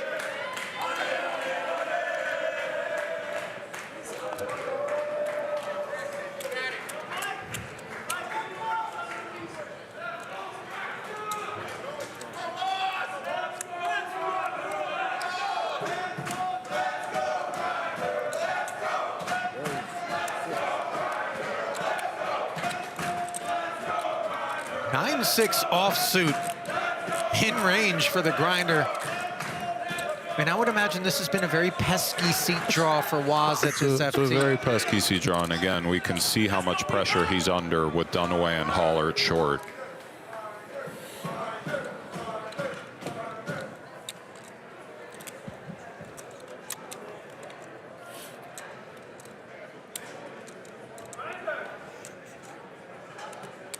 King 7 vanquished. Little footnote on Boyovich, by the way, you know, if you're wondering, as you listen to these rails become so boisterous, if it matters, he says more and more as things progress, he sees the rails with the flags and the friends cheering, and he says it makes a difference. You know, if you ever get down here, final table of the main, Nick, I know you got some real cool customers in the Rolodex, and there's going to be some fairly poised. Cut to the chase, Ali. Go on. On the rail. I am going to absolutely go nuts, and it is going to be somewhat embarrassing. So think about that when you're down to 10. You can punt and spare yourself. Yeah. Or make the FT and it's beware. almost as if Shulman gave his chips away. Well, King Jack not going to be giving anything away here. Wozniak on the button, arms crossed, chips soon to be deployed.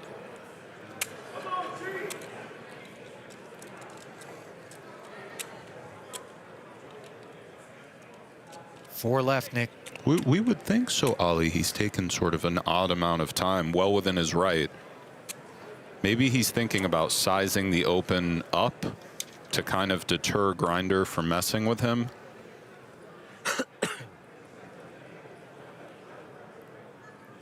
Sometimes you reach a point in a hand where even though you should play, you gotta just sort of fold now after you've hit that kind of minute mark. I've been there plenty of times. You take that awkward amount of time where it's sort of obvious it's not a primo.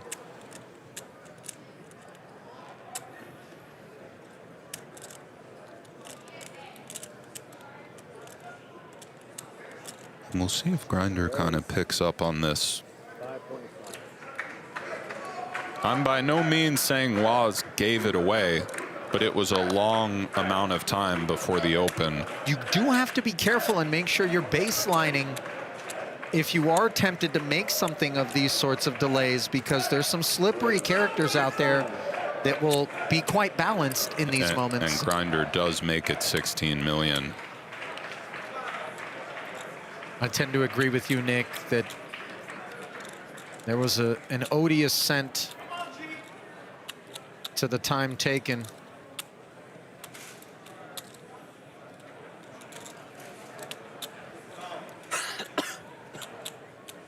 By the way, Waz might not be going quietly. Perhaps that was part of his pre-open calculations, but he is gone. And Grinder rallies the rail once more.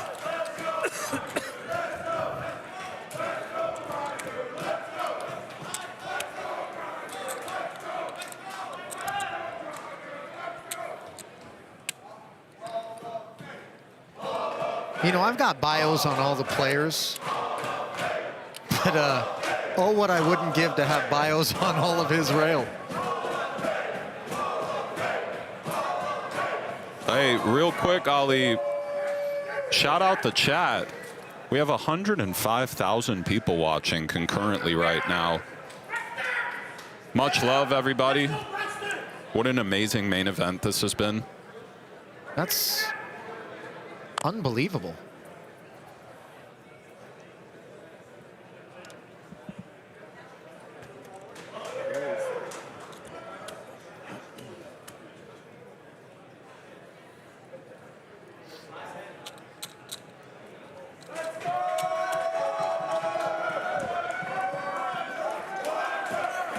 Take another one, sir.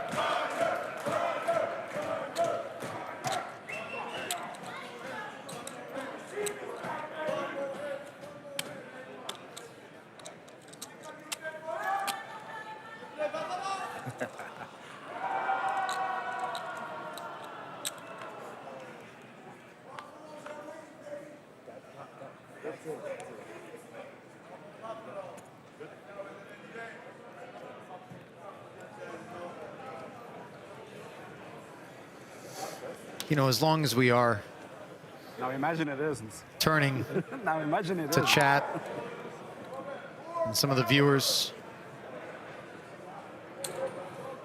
Yes, Ali? Souza. Oh, pardon me. Real James Call out there on James. X Yes. is inquiring as to where he can buy Spearmint Rhino coin, because he feels like that one's going to pump soon. I apologize for dangling the chat in front of Ali.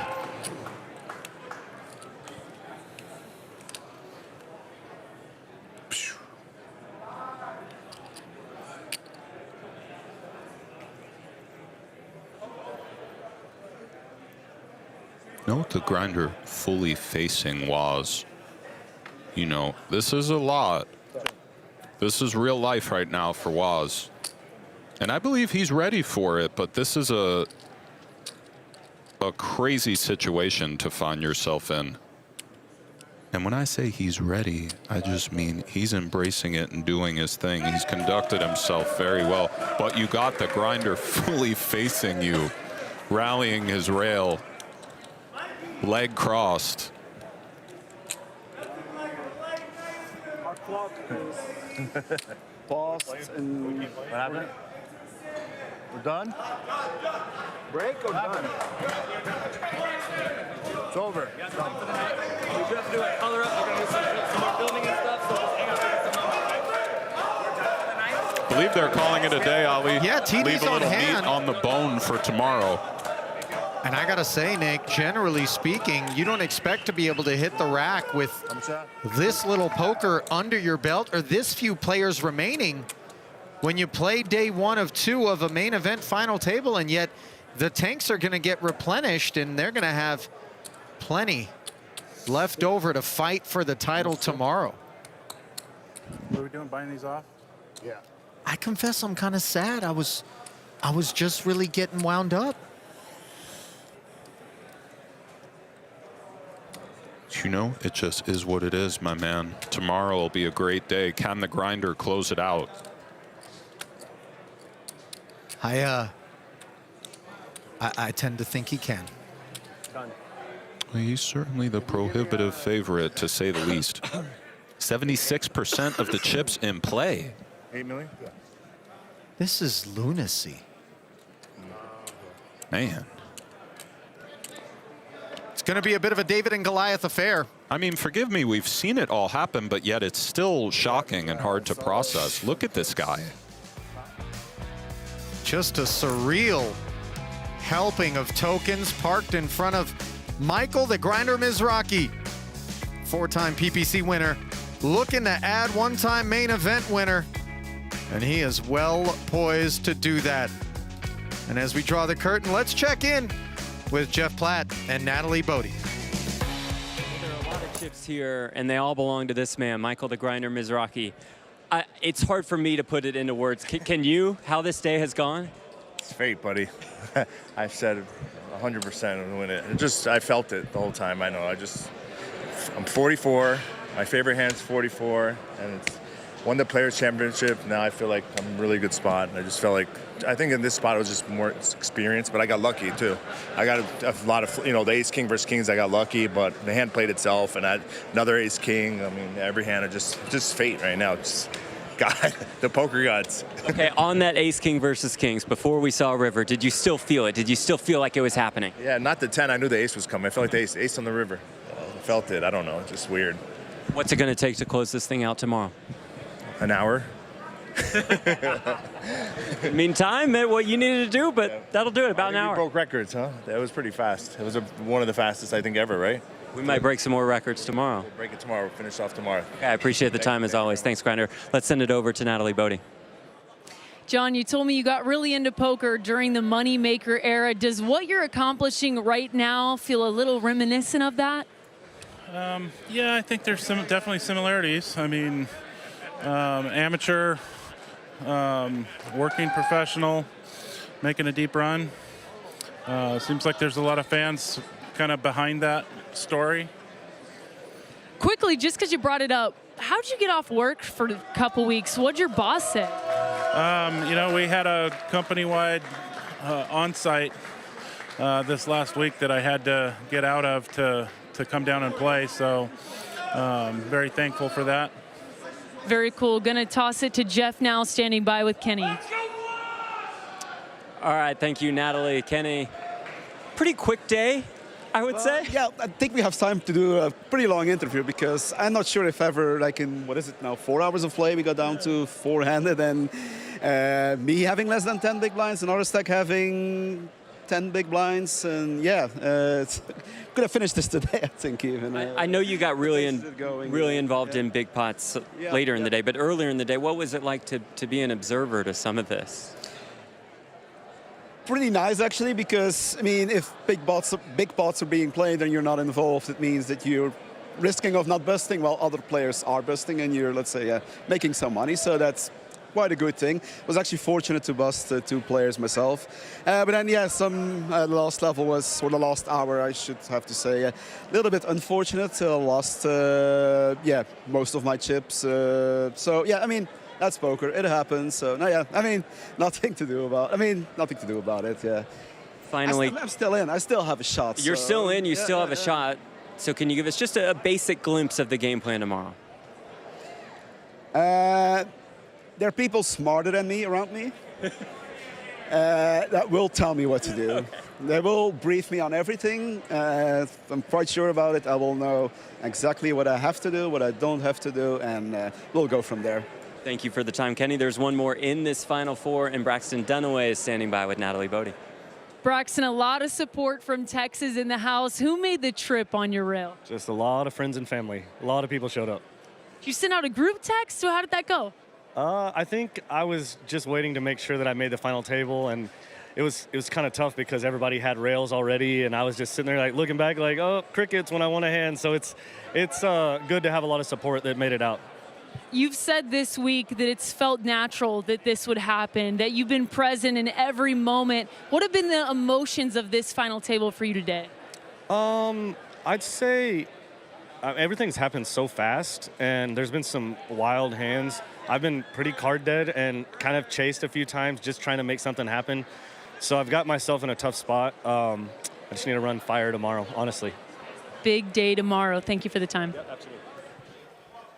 Well, B-Dun's going to be hunting a blowtorch to try to get it started tomorrow, and it will get started at 3 o'clock Pacific. 4 of 9 remaining as we buzzed right through 5, and we're still buzzing after an amazing partial day of poker with more to come tomorrow.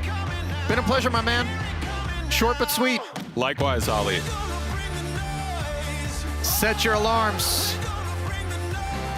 3 o'clock Pacific time tomorrow. The World Series of Poker main event is going to crown a champ. Don't miss it. Until then, see ya.